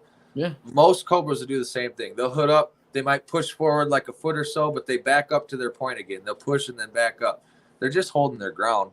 Yeah. Like, have you ever watched the videos of Crutchfield turning his back on that one monocle he has? No. Dude, he'll have it stood up right there, and he'll turn his back right to it. He'll go like this. He'll go like this. And he'll be like, the snake will follow me, but it won't advance. It's just holding its ground, letting me know, stay away. Semensis are freaking sweet. One of my favorites. But I'll be honest, the Cobra that I wish would be everyone's first Cobra would be Egyptian banded Cobras. Why is that? They're just tame. They're just super tame, chill, laid back. Like So they're 99 pushovers. Yeah. Okay. Either that, actually, that's probably a bad example. That's probably the second Cobra. Cape Coral Cobras are a really good one to get for your first Cobra. They're super pretty. They're orange and black like rings, kind of like a Cal King has the white and black rings, except for they're orange and black, and they get some white streaks in them. And full grown, they're like 24 inches, and they're really like they're not that's not bad at all. No, Damn. they're not an aggressive 24 Cobra. inches. Yeah, they're like 2 foot full grown, real small, basically like a dwarf Cobra. So that's a good one to start with. Egyptians are good because they're just chill. Those are cool because those are banded too, but they're black and yellow. So how many different species does that work? How many different varieties of Cobras do you have? Like Do I have? Yeah. All I have is black forest Cobra and a whole bunch of monocle Cobras. So you're big into monocles. Yeah, well, so I started out being big into rattlesnakes. And the reason behind that, I've always been like super attracted to Cobras. They've always been my thing. What's up, Robbie?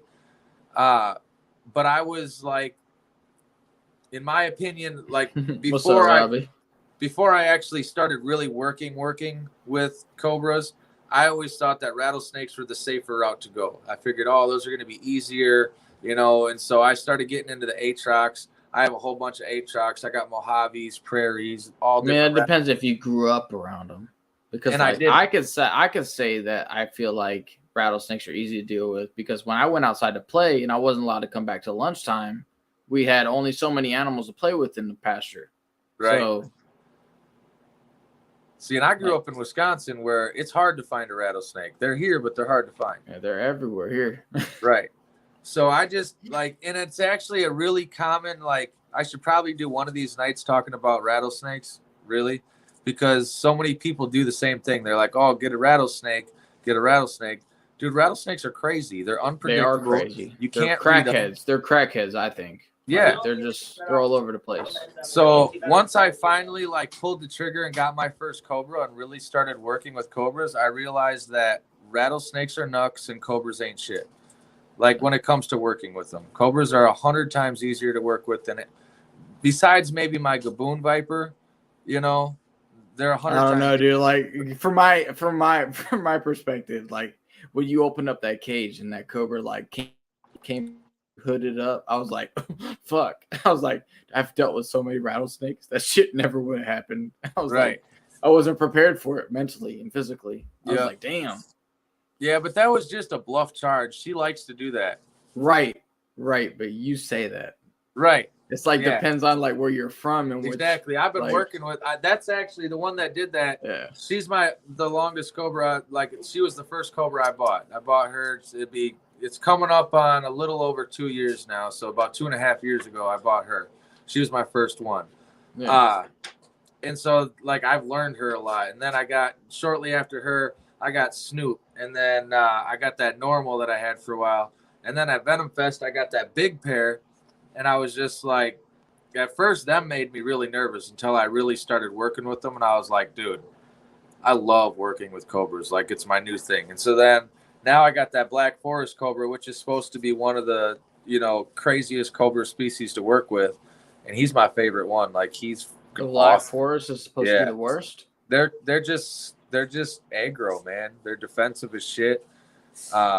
Watch some of Hilljack's videos with his forest cobras. He's got wild caught adults, like they were caught as adults. Yeah.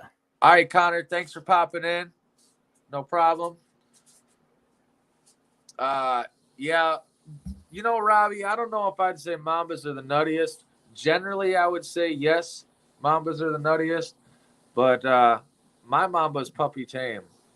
You got a Mamba? Yeah, I have 2 of them. Yeah. They're not. I hardly know anything about Mambas. I just seen that one video of that one guy, and he got taken out by a Mamba. But yeah. So I would say my Mambas are probably my deadliest, and they're the ones that make me the most nervous because they're so fast and just, dude, they can strike like 6 foot, like it's nuts. Black ones for sure.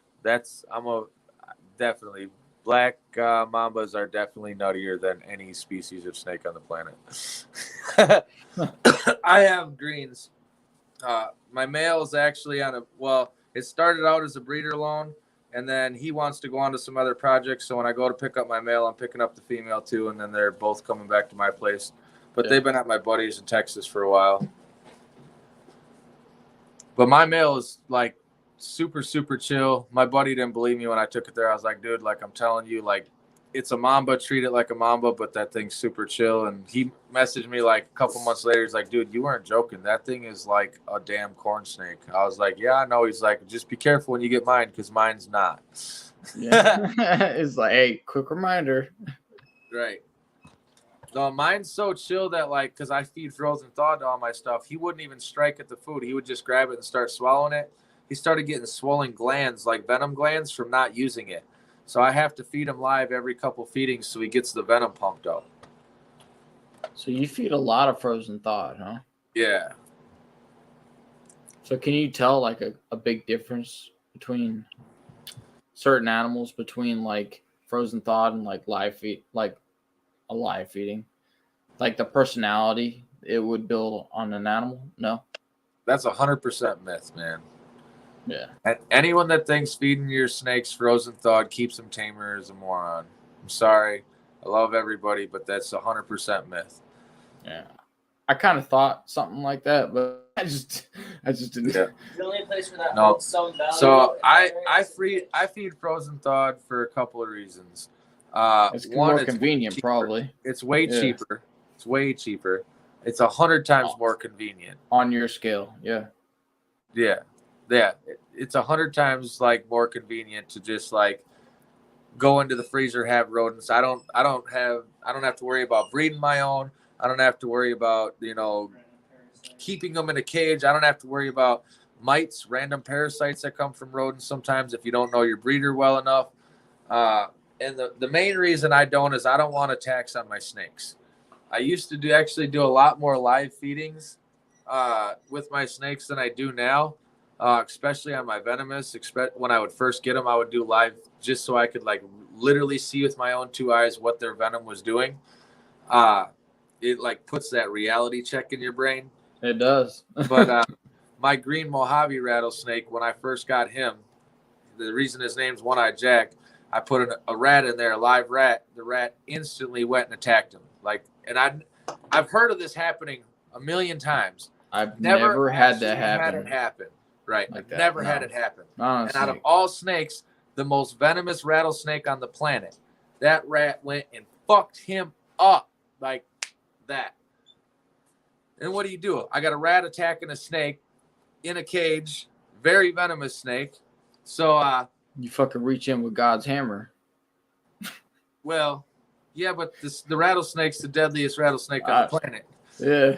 So what I did is I went with my hook and I just kind of like flipped the rattlesnake out of the cage. Oh wow, really? Yeah. Oh my goodness, that made me there. shit myself. I'd have been like, I just oh went in there god, and I was like, whoop, there goes a noodle. Flipped There him out goes of a the noodle. cage and got the rat. I'm not going to tell everyone online what I did to the rat, but it got fed.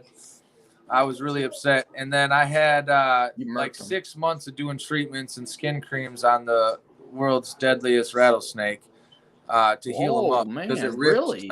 Yeah, dude, it tore his whole face all up, and it happened so fast. I thought he lost his eye. That's why his name was One-Eyed Jack. Turned out he just had a bunch of scabs. For real? Yeah, 100%.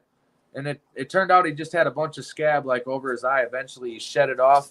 And now you can barely tell, minus a few little marks, that it ever even happened. I feel like Florida rats are bitches then, because I've never had a rat make me feel like I'm gonna kill that bitch real fast from touching one of my animals. Dude, I've probably fed thousands and thousands of live rodents to snakes. Like I even fed a 40-pound live pig to a Burmese python one time. I fed a lot of shit off too, but I'm telling you, I played with clouded leopards. I've played with all kinds of shit, snakes. Yeah. I'm telling you, like, but that's First time wild, it's man. never I've never had a rat like that. That's crazy. That's the first one that's crazy. ever happened to me. I always heard about it, and yeah, dude, it blew my mind. So I know they get feisty, but not like you're about to ruin the club. You're gonna ruin that animal. Mm-mm. Yeah. So now, unless I got a snake that refuses to take frozen thawed, I just do frozen thawed. Just makes me feel better. Like I don't have to worry. My baby Aatrox, they're still on live right now because they're fresh born. They don't want nothing to do with frozen thawed, so they're still doing live. Oh, you're not blue. Oh, it's because my kids are over here playing with the alligator instead of running the computer, man. Sorry. Lord have mercy. Lord have mercy. I'll turn you blue, bro. Hold up. His poor cigarette ain't even lit.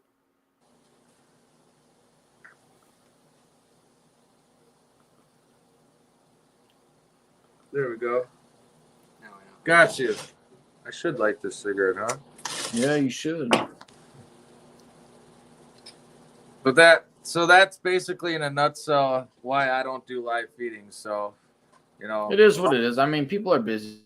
It depends on a lot, and it's all personal, and no one deserves a place to judge and make other people feel stupid about it. I said, I don't judge nobody for anything. I just had a personal experience to where I'm just like, I don't want to take that risk for myself unless I have to.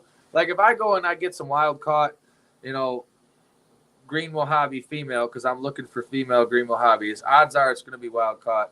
I'm more than likely going to have to do live feedings for a while with it until you really got to work with wild caught animals to get them frozen thawed. I'm going to do that. And if I do that, I'm going to show it on my channel. Like I could give a shit less, but it's not like, it's different though. It's different. Yeah. I don't know. People just be fucking hating about everything these days. People need to chill out. Maybe venom-proof cages is going to teach them that. Yeah. Well, see, that's the other controversial thing that people hit me up about all the time, and they don't like my opinion on it. Is I got people hitting me up all the time asking me about free handlers. What do you think about this? What do you think about that? They don't like what I got to say. I don't have a problem with free handlers. I'll tell you that right now. It is what it is, man. I got no problem whatsoever with free handlers. You know why? My biggest reason for why I have no issue with free handlers, because it was a free handler that got me in love with this hobby to begin with. I mean, did you grow up watching Steve Irwin? Yes, but I'm saying like, yeah, I grew up watching Steve Irwin, but like, you know, it isn't our place to be fucking like for you to judge other people based upon their skill set, what they grew up around, how far they're willing to go, how far they're willing not to go. I wish I had the skill to read my animal well enough to free handle it. I wish I had that skill. That's amazing to me. Or maybe have the stupidity to get that one good photo. Who knows? One or the other. Like one or the other. Like, you know what I mean? It is what it is.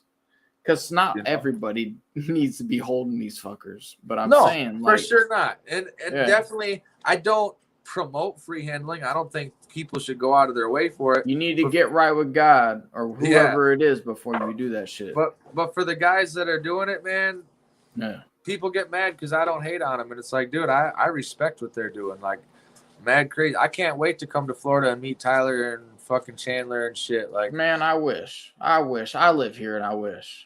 Yeah, well, Big D got me his phone number. Yeah, well, congratulations. Enjoy. Yeah, I mean, I'm taking him one of my cages, but hey, do what you gotta do, man. Kudos. It's all good. Congratulations. I'm pumped, actually. I was trying not to fangirl sending him a message. Yeah, well, don't do that. Derek, you don't want to do that. Could you imagine sending yourself a message? I know. Can't do that, man. Hold up, Derek. I'll send I think you're sponsored. Wants a link. Yeah, I'm gonna get it to him.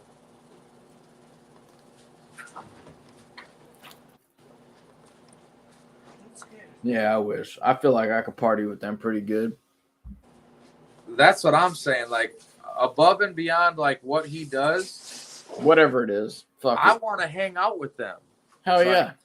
I want to go. I can do wheelies on a crotch rocket. I want to go ride motorcycles with fucking them. And my man, I'm one of them guys. You ever look up them Atlanta dirt bikes and 4-wheelers, street riding shit? Yeah. Like, I do that shit, man. I love that shit. You ever seen Ride of the Century? Yeah. Okay, I made the news, and I have a video that went viral from Ride of the Century. My bike got fucking impounded by the cops there on that street ride. We had 2,500 bikes ripping wheelies down the interstate. We shut the whole highway down. I took the video. I made it private once I started my reptile channel because I was like getting all up in a cop's face and shit. Trying to tighten up. You trying?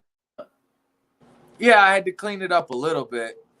That was like one of those audit the audit type videos. Like, I was up in the cop's face, like snapping on them. Like, cause I'm very like smart when it comes to knowing my rights, and I don't play that game. Like, I love law enforcement. I respect what they do, but I expect them to do their job correctly. And if they don't, I will put them in their place, and I'm not scared to do it. So I had to take and make that one private before. Nah, I feel you there. What's that say? What did Robbie say? All right, let's see. I gotta switch this. But it should be like I do that. Layout. There we go. Why am I black? Nah, yeah, you're right, Robbie. You gotta be careful with that. You're right. I can see that thought process could lead you down a dark road. You're pitch black, Derek. Right, Joe? What's that? What Robbie just mentioned, that thought process right there of what a kid could view. Right. No, I understand that. You know what I mean? But you know what? It was the parents' job to whoop that ass. Some common sense. That's what I was gonna say. Like, if you're before Tyler, right, or anybody else, if your teenage kid looks at someone on YouTube that has a warning before the video, tells you during the video, don't do what I do, I'm a professional, and your kid's like, you know what, I think I can do that, then you failed as a parent. I'm sorry. Survival of the fittest. Yeah, like that person maybe. Never mind. I'm not going to say that.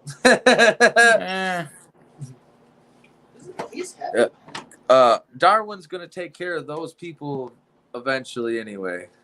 Right. Yeah, exactly, Grim. That's why there's a disclaimer. I got one in the beginning of my videos. Even if I'm not handling stuff, I still got my warning. Like I put it in the description. Yeah.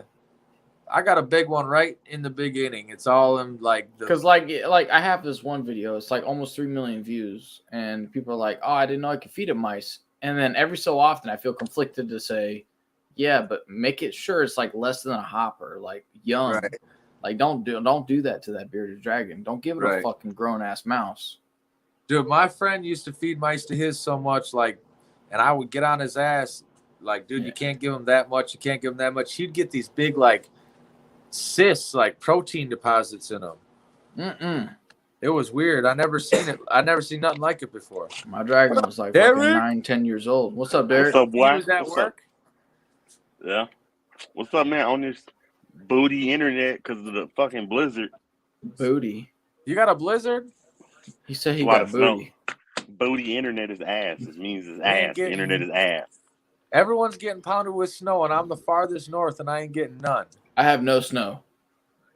Hell yeah. Well, you're in Florida. Yeah, but y'all almost Yeah. did real little bit ago. It was real close. Yeah, I we had 33 degrees, 32 with a little bit of precipitation. We would have had some snow, but I commented in your chat. I said, man, I can't get reptile feedings on my panel to save my life. I man, said, you you know You what? must have been you the man. Hey, you know what? There, you got all kinds of people on your podcast, sir. You don't need me on there. I ain't trying to get murked after a live. I'm fucking crying. Oh yeah. I'm going live Friday with the Black Ivory. He's a big I time seen that. YouTuber. He's got like That's almost gonna be cool. 500,000 followers on YouTube. That's gonna be a good one. You know You be what? I doing- really wanted to doing- hop on when you was with Tyler. I was like, You should've. man, dude. I told you could have. I know. I wanted to so bad because before you had him, I spread the love, man. I hooked Joel with him. I hooked J&G up with Cobra Man. I gave him J&G Cobra Man number. I hook you up with anybody, dog. I'm just saying, like, I don't even want it on social media. I want to go have dinner or lunch with this guy. That's what I'm I just saying. want to I'm cut the up. man. I want to cut up. I just want to chill. Yeah. I just had Brian Barczyk, homeboy, on my he came in the other night, Wild Boy Dev, him and Brian like this. Yeah. Hey, Derek, you gonna kiss that snake sometime tonight or tomorrow? What snake? Your boa. Oh fuck no. He said, "Oh fuck no." I do good All right, picking it baby up. girl. It did I the love you. fuck You out of me the yeah, other day. You do got Really? school in the morning. Thank you for staying up this late for my live, but now get your ass to bed. You got school in the morning, Destiny. Oh man. I mean, I got to go to school too. The school of hard knocks. Hard knocks. Hard clocks. Oh man, you better get bit. I put my new snake on my Facebook. I did No, an unboxing not on video. your Facebook, on your face. You gotta be able to give it a kiss, man. You gotta be comfortable with them. I'm not kissing my boa, bro. No. Come It'll on, man. bite my Kiss fucking your lips boa. off. It's Argentine boa. Kiss that. Bro, You I get short. kissed my alligator. Bro, He I'll- kisses that? he kisses his alligator. You Lord. kiss that snake. Kiss that snake. Huh? You're wilding. You're wilding, bro. What'd you say? Mine is a fucking asshole. Go ahead and gizmo. Hey, man. I don't care. Oh, you know what? I bet you I got Ray's number from my protocols too, Grim. Do you got Jesus Christ. I just drew a blank all of a sudden. You shooting blanks? That's not good, Joe. What's the damn bite protocol, dude? Joe Pittman. You got Joe Pittman's protocols? No. This is my other gator. Give it a kiss. This Show motherfucker. Derek. got- Look at Derek. This get out of here. motherfucker got alligators and crocodiles. No, fuck This is- alligator and crocodile. He kisses This is- alligator and crocodile. What's that one show that's on the Discovery Channel? I want to say Swamp People. That's Joe. Come on now, I don't talk like that. Hey, Hey, I'm Elizabeth, going out there shoot and him. get on that boat, Bubba. Shoot him, I'm gonna find me Elizabeth. a Shoot swamp. him. Shoot him. Shoot him. Shoot him, Get him. Elizabeth. Shoot him. Shoot him. Shoot him. No, this dude's gonna be even better because he's like, I got him younger than. He's chill. Yeah, he's awesome.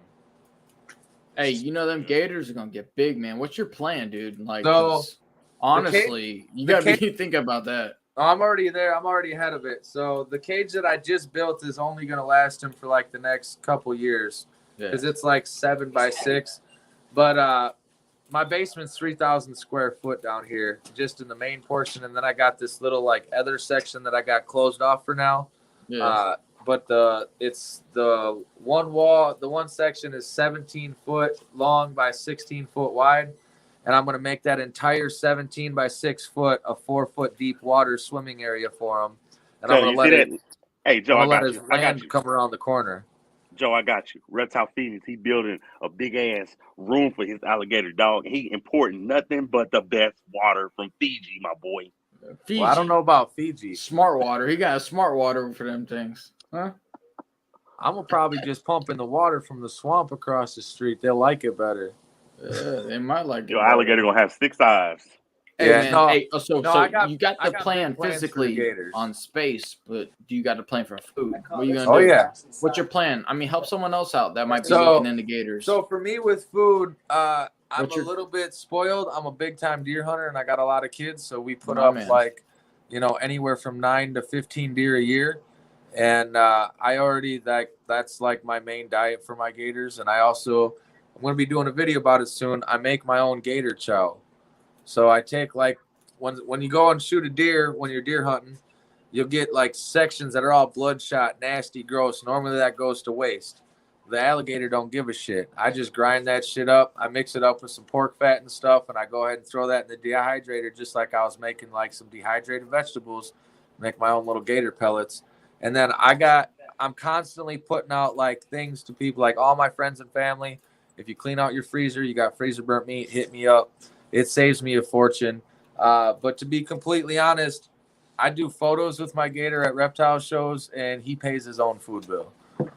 Bro, you want to hear something crazy, Reptile Feedings? Huh?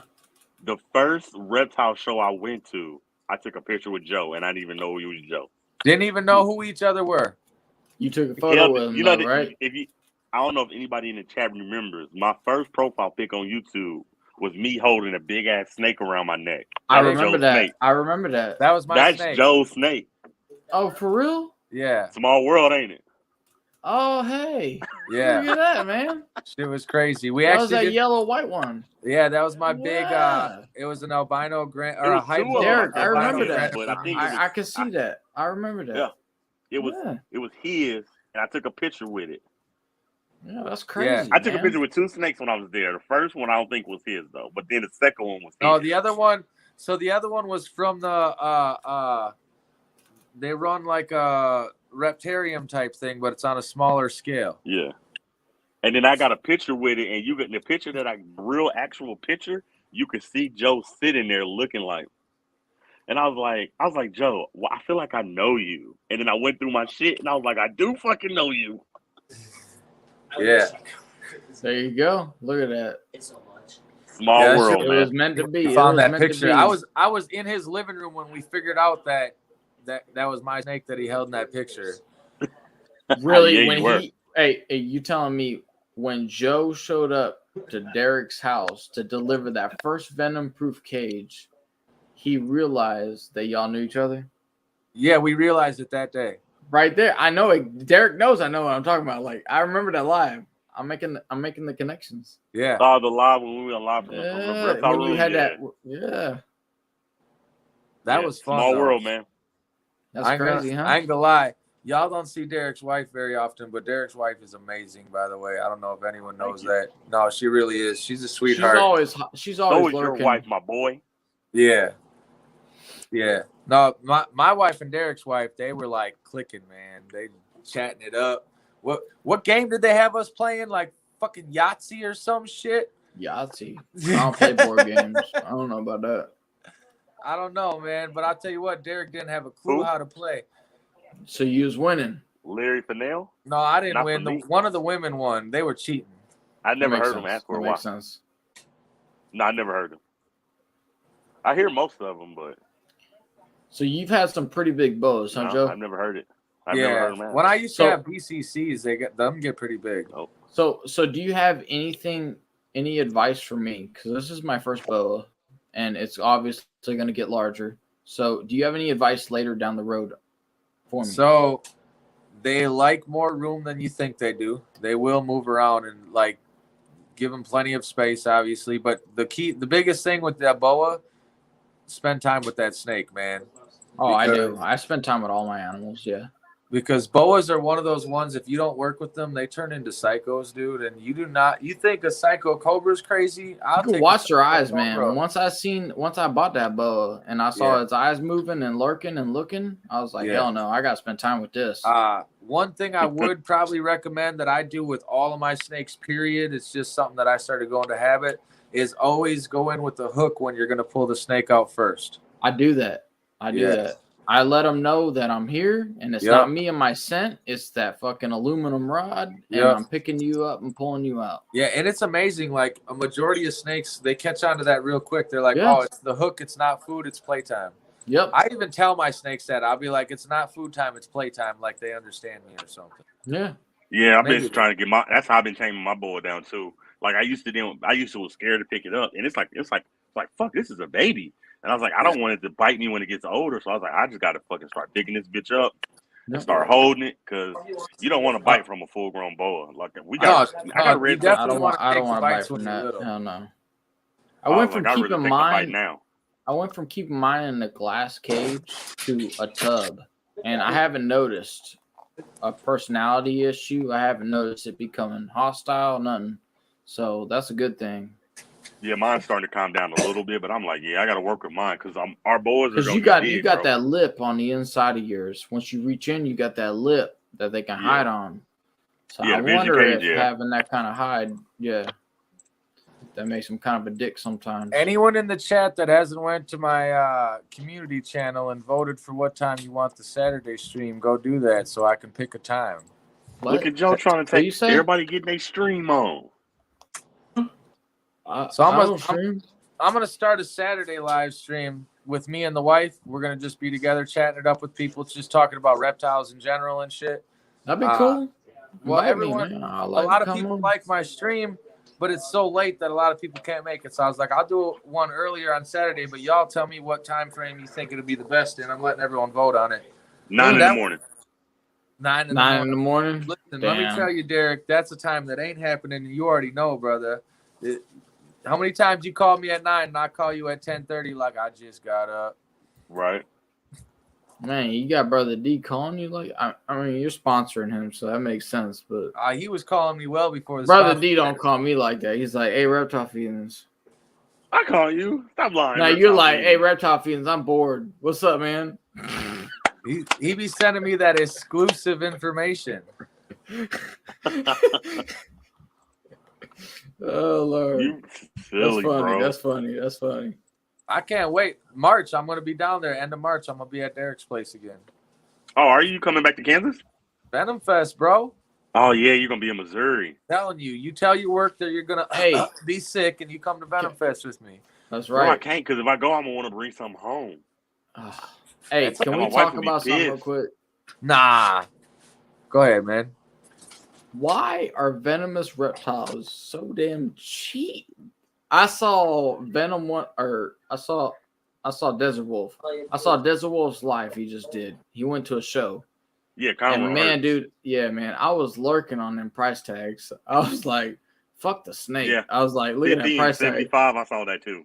I was like, dude, do you know how fucking vast an array the prices are on regular fucking snakes and all the regular non-venomous snakes are? But the thing is just like any industry, there's low-end and high-end venomous.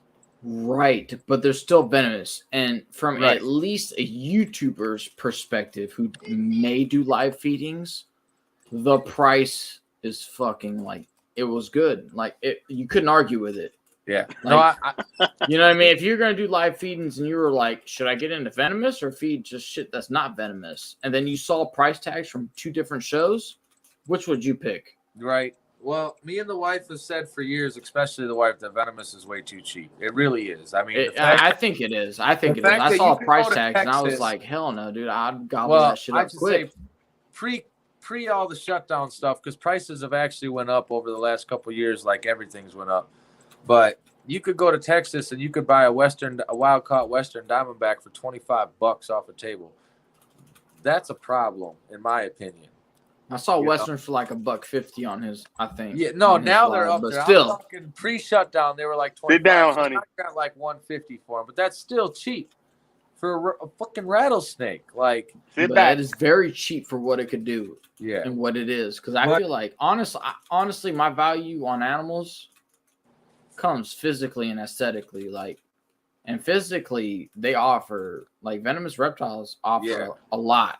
the main reason the prices are so cheap is because you got to think about who's buying them. You know, the market is so much smaller. Wow. You know? Yeah, because you got people in one state that need 1,000 hours Yeah. to buy something, and another one that needs no hours, and Yeah. then another one that needs this Right. permit. You know, or it's not whatever. like a clutch of ball pythons where literally anyone with a couple hours on YouTube could probably buy it and keep it fine, you know, pretty and safely. right. You know, it's a lot smaller. So you take someone like me, I'm about to breed my monocle cobras. They'll have 8 to 15 eggs. Those hatch out. I got to find 8 to 15 people that are capable of keeping that animal and want to buy and keep that animal. You know, that's where the price comes down. They're like, well, who else are you going to sell it to? You better sell it to me for this price. It's just the way it goes. But then again, you go to Fascination Herp's table and you'll see venomous on their table for 10 grand.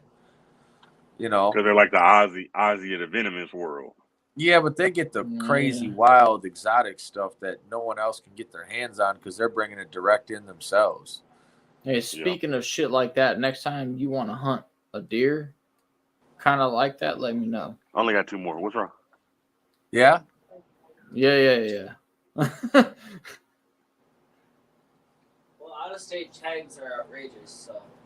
I'm down to go out of state and do some hunts. You ever want to fly up to Wisconsin, man, and do some hunting? Let me know. I'll do some public hunting with you, but I've got private hunting here. So if you want exotic hunts that don't belong in Florida here, I can help you there. That's what's up. Yeah. You just got to be able to pay for it. We didn't name that snake yet, did we? We got 13 in the chat. We should probably do that. I gotta write a number down. My wife tried to name my snake today. She was like, you should name it Spot. I was like, oh, no. She called it Lil D. Spot. I said, no, we're going to name it Spock. I like Star Trek. Spock. Star can't do Trek. that shit. No. Actually, Peace. it's not Live Come long on, and man. prosper. Come on, man. Hey, you need to vet your sponsors, Joe. I'm a Trekkie, bro. You not a Trekkie? confidence that I have. No. Like, I like Star Trek. What's wrong with Star Trek? Hey, man. I don't know. You know, like Star I never Trek? watched Fuck Star you. Trek, so I couldn't tell you if there's anything wrong with it or not. I literally have never watched it. I'm not sure. None of them. I don't know nothing about it. I know Yoda's the little cute one, right? That's Yeah, Star Wars, Yoda. man. Come on, man. That ain't Star See? Trek. Come on, man. What the fuck? Oh, they're the ones with the weird things on their eyes? yeah, Spock. Oh, yeah. So maybe I watched that as a kid a few times. I'm going to pull it out. We're going to name that new retic I got Iron Dog. Oh, have you come up with names that you possibly favor? I named my new short tail Spock. Oh, you named it Spock? Yeah. Hey, man. Hey, I will tell you this. Happy birthday, and that thing is gorgeous. Thanks, big dog. Birthday's in on Valentine's Day. I'm stoked. Mm-hmm. All right. So we're going to do between 500 and 600 tonight, y'all. I don't know how to drop those cool things that Justin dropped, so The siren? The siren. I don't know how to do that either. I don't even know how to do those like hands and fist pumps y'all be doing all the time. I can't figure none of that shit out. Well, it depends on the type of phone you got. Yeah, I know. The wife has literally been yelling at me every day for the last 6 months to get a new phone because, like, I mean, like me, I'll be like, oh, I want a smiley face. So what do? I type down the letters. I spell out smile, and then it all shows these up, emojis. right? Yeah, Yeah. all these emojis pop up, and I like, do the click. same thing. That's What you got exactly Joe? What you got the S2? Huh? me. I got my phone is a piece of shit. S2. I'm just fucking with you, Derek Joe. throwing back to like 1900s.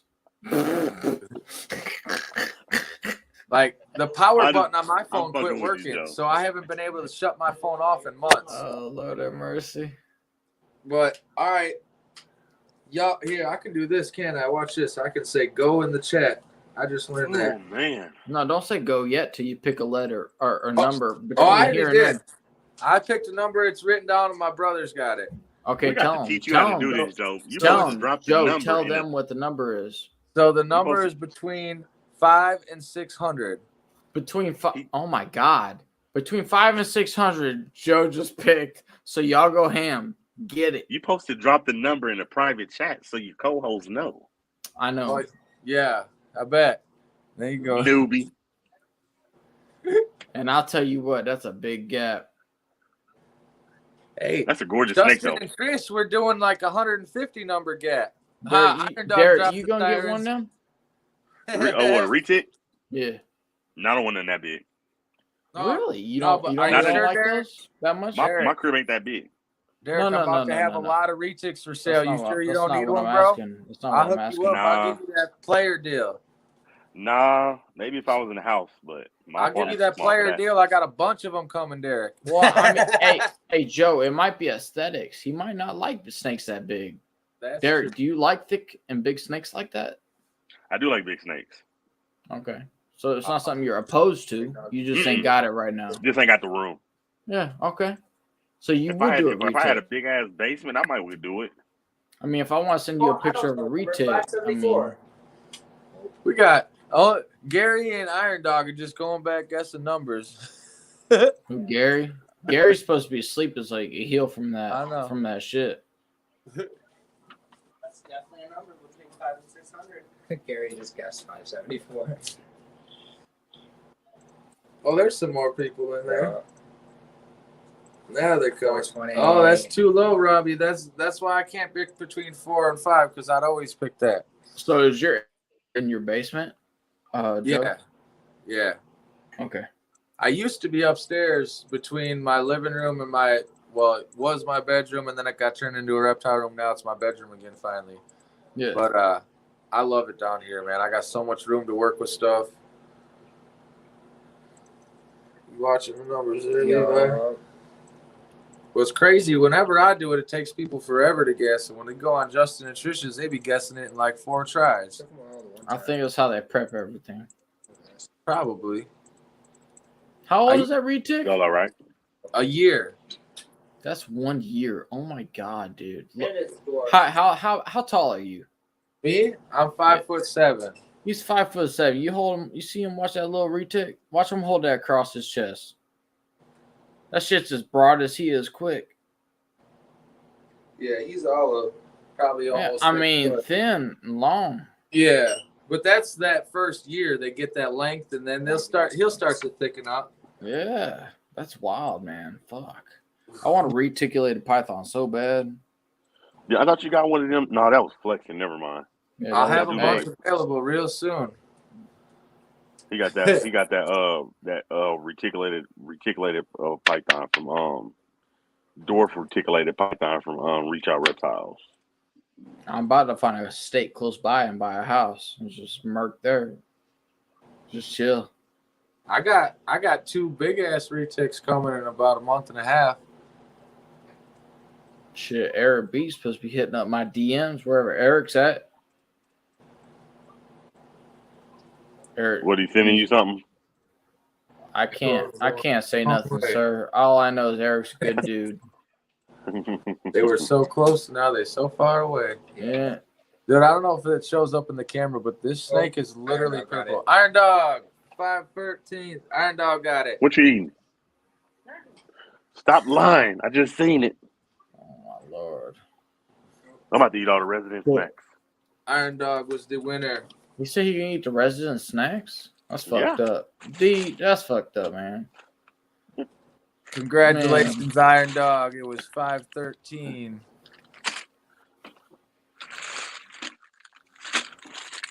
They got some good stuff. Look. What's that? Graham crackers?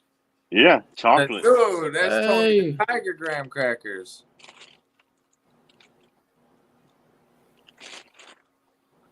Hey. They sleep. They don't need this. Oh my God. What happens if they ain't got it tomorrow now?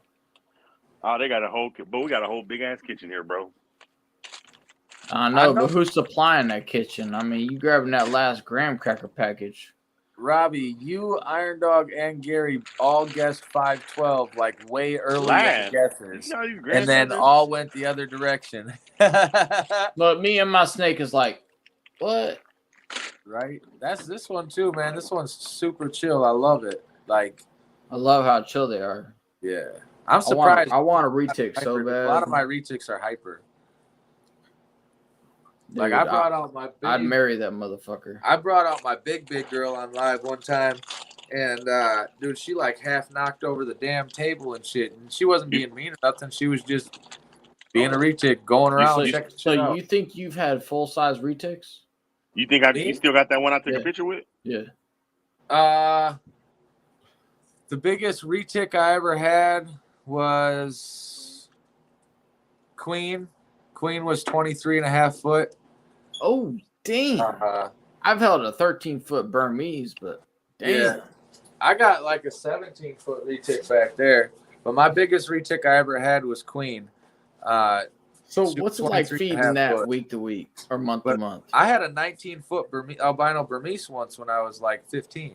Dude, I held a fucking like 13-foot Burmese. That bitch was fucking crazy. So did Derek. That one that Derek held was like 13.5 foot. It was a big ass snake. Yeah. Ain't she no was joke. thick. I lost her in a fire. Damn. Yep. I know, Derek. Damn. Yeah. Because we didn't lose it too much. Damn. Yeah, it sucked, man. I had one of my cages started on fire. And I had actually both of those retics and my Berman there. I was trying to produce bat eaters. And we were in the living room. All of a sudden, we smelled something like smoke. Joe, I turned real quick. Hey, Joe, real quick. I mean, interrupt. Disclaimer, he's lying. It was not venom-proof cages. They don't catch on fire. It wasn't. It was that big-ass fucking Cages by Design cage right behind me. Good job, Joe. Good job, brother. Right there. Fucker started on fire. My retic survived, and my Berm got a big infection. I was treating her one day, like 2 weeks after she was getting like antibiotic shots and stuff. I look at her and her face was back to normal, and I was like, sweet, she's all better. That night she died. Damn. Sorry to hear that, bro. It sucked, man. I love that fucking snake. Well, you met that snake, Derek. That was a sweetheart, man. I love that fucking snake. Yeah, she was pretty chill. Yeah. Hey, Robbie's laughing at me. You're not got to put that disclaimer out there. Yeah. I heard it. Hell yeah. Iron Dog's going to take his time and think of a good name. He'll probably message me tomorrow. You name it the Dog Father. Yeah, the Dog Father. So male. You heard him earlier picking on me, right? This is a word. No. Yeah, he's picking on me. I could hold this snake all day. I swear to God, I love this. I'm so excited. I'm off work tomorrow at 10 o'clock. I can go get in the reptile room. Hell yeah. Oh, Play man. with that new snake of yours. Yes, I'm so excited. Don't Give get it a naked, kiss. man. Don't get naked. Give that snake a kiss. Give that snake. Listen to Joe. He's about to unsponsor your ass. He about to repo that cage your copperhead's in. Hey man, he said give that Argentine boa a besito. Just give it a kiss. I'd rather see him give that Borneo shorttail a kiss. I want to see both. They got bad tempers. I know. That's why I said give him a kiss. Just let him know what you got to do is bite him in the ear. Like Joe dog. said he ain't no punk. He'll kiss it. Joe said he ain't no punk. He'll kiss it. But I got it from a dope ass breeder that worked with it. It's got a pretty good temperament. And that you ever heard matters of every Phoenix time. Reptiles? Bill Stiegel? Maybe. Yeah, I think he's in Texas. Yeah, Hey, I Joe. probably have. Does he have like a bunch of cool morphs? He does like the chondros, the green tree pythons. Oh, okay, yeah. He made the Cygnus. I can't afford captive born chondros, so Yeah. I don't know. He made the Cygnus. He got some good shit. Yeah. Dude, some of them. Yeah, I can't afford a chondro either. I want one. That was really what I wanted for my birthday, but I was like, nah. I mean, like, I probably could, like, if I really wanted one that bad, but I can think of so many other things that I'd much rather have myself personally. They're gorgeous, but you're not really supposed to handle them. They're more display snakes, and I'm like, it looks gorgeous. I but can't you're not vibe like, with some of this Derek, display. Have you seen my collection? Handling is not the first thing I look for. Yeah. Right, that's one right, of the, for me, Joe, that's one of but the first still, things I you look know for. what he's talking But no, about. I know what you're you saying, know what he's 100%. talking about. Do I have names for my other retics? No, I don't. I'm terrible. I don't name my snakes. We name our gators. I name my gator. I let my subs pick my names, or yeah. No, I'm cool, Robbie. I'm straight. You know, I do this all the time, Robbie, bro.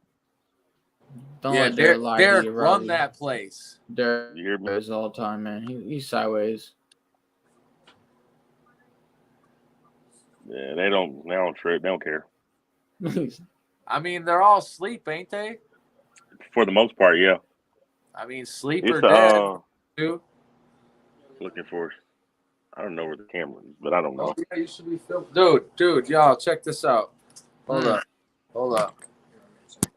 Here, I'm gonna just hold up. That is one of the things I look for though with my collection. I need something that I can handle. I would love a green tree python, but you can't handle them. Hey, man, I've been thinking about it, Derek. I've been thinking about it, but I want to be able to handle it. Yeah, I'll tell you a story about a green tree python in just a second here, Derek. Gorgeous. Look at that little bit of courting action. Look at that. Look at the devil's jump rope. The devil's jump rope. Fuck that. Derek, hey man, you That's got a venomous in your rope. house too. You got venomous in your house. Hey, that's a nope rope right there. What you got is a nope rope. What you got is a nope rope. See how copperhead ain't as bad as a cobra. That's what you say and what you think, but I mean, chemically, you and it haven't been tested, so you don't know how chemically you're gonna make out when it bites you. Sir, I'm gonna bring it to your house and leave it with you. I'll kiss it. You all right? I'll kiss it. Say hi. Hey girl, you poop out that butt? And what's going on? Yeah. That's funny. So Pretty much. I got bit by a green tree python one time. But that just sucked. Its fang went through my finger and broke off. And I couldn't bend my finger for 6 months. 6 months. And that same snake bit me 3 days later in the leg through a snake bag. Ooh. Low-key. Oh, okay. So I guess Iron Dog's letting the cat out the bag. No, that's okay. I don't care if anyone knows or not, but I'm buying 2 of Iron Dog's retics. His big ones, his cow producers. And their names are Gila and Thor. So he's gonna name this one Loki. Oh wow. Okay. Never mind. Now who's on it? Is that something you keeping at your residence, Iron Dog, or is that one of the snakes and stuff like that he's have other people helping him keep? I don't know if the retics are at Iron Dog's house still or not. I know that Red Dirt's been helping him out with them lately. Oh, okay, yeah. I think he's just been coming over to his place and helping like get stuff done with them. But I'm gonna be coming down there mid-March when I go to the Texas show. I'm gonna stop at his house, probably on the way back, maybe on the way there. Dude, I don't know. I haven't made up my mind trade him a cage and then add a little cash with it. Maybe Iron Dog might want a cage. Yeah, he said Red Dirt is watching him at his shop right now. Yeah, okay. Yeah. You want a cage, Iron Dog? You got it. Look at me trying to give cages away. They ain't even my cages. Never. I know this guy ain't even started building them yet. He ain't even got gloves on. Disregard that. I can't say that. Yeah, I know. You gotta be careful saying that, brother D. Come on, man.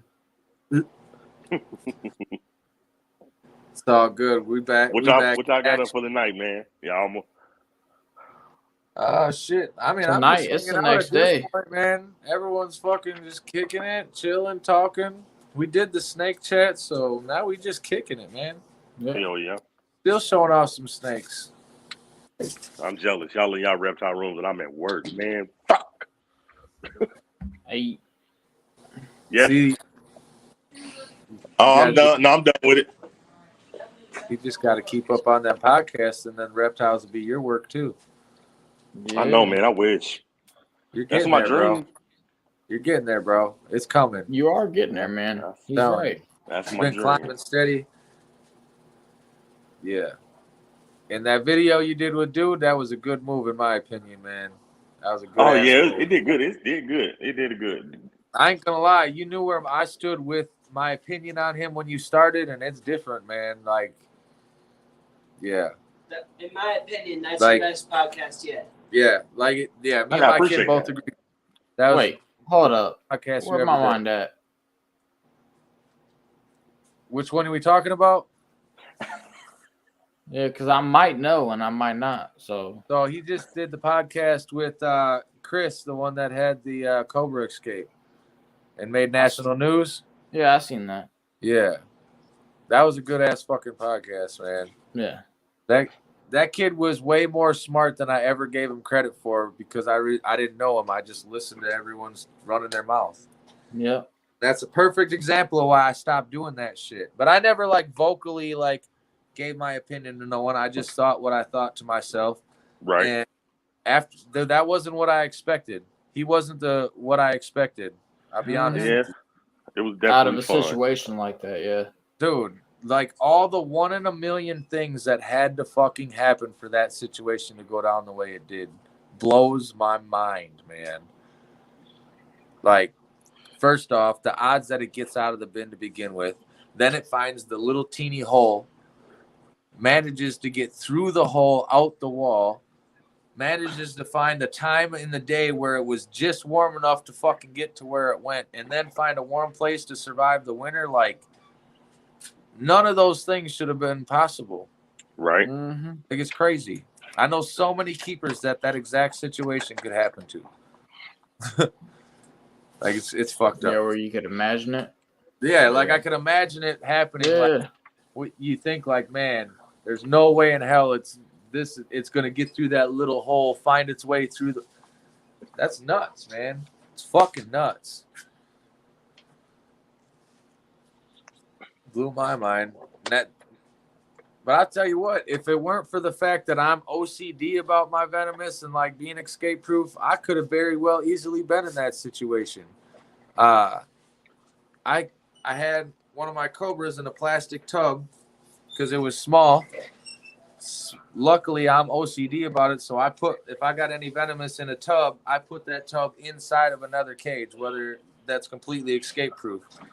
And one morning I went in there, grabbed the tub, pulled the tub out, no snake in the tub. The snake escaped out of that tub, and he was cruising around inside the escape proof cage that I had him in. Had I not been smart enough to put him in a secondary cage or been that OCD about it, I could have been just as easily in the same situation. Minus, I would have reported it right away. Like, I would have reported it right away. Yeah, I can understand being scared though. Yeah, no, for when sure. you report that motherfucker, that's like you said, that's the end of everything. Yeah, well, and then that's the same thing I talked to the wife about after listening to that. Like, okay, yeah, I would report it, but in the same sense, if I was in his situation, I'm in Wisconsin, it's winter time, I would be like, dude, there's no way it's getting outside of this house and it's gonna it's gonna survive in the fucking winter and the cold. Like, those same thoughts would go through my head just like they did his. Right. I'll tell you what, I ain't mad at him. I don't hold a grudge. Watch your feet.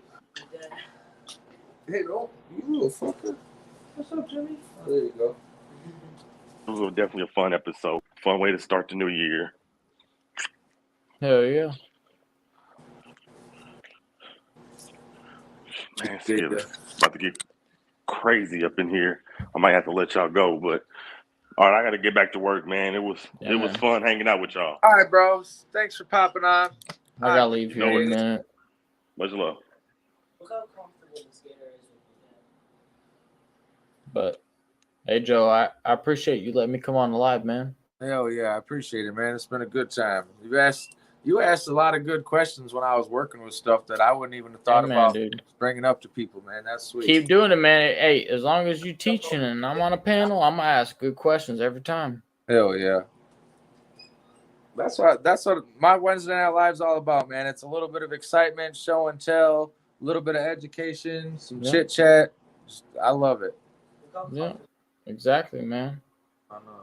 My kid's still playing with that damn alligator. I know. I seen him. It looked like he was having a hard minute there for a second. Yeah. He don't quit. He's determined to make that thing his best friend. Honestly, just Tell him to be cautious. Yeah, that shit sucks, Morbid. Like, I've had that happen on a squam that I had. I told you about that earlier. Man, regurgitation is hard on reptiles. Takes a lot out of them. Real hard. So, dude, I recommend to anyone, always feed smaller than you think you need to. Like, large feedings don't do no justice for nothing, man. It always causes more harm than good. Yeah, that super sucked. Yeah, he had a burn or a retic for like 4 or 5 months. I was talking to him earlier about it. And it regurgitated its meal one day and then died. Oh, wow. Yeah.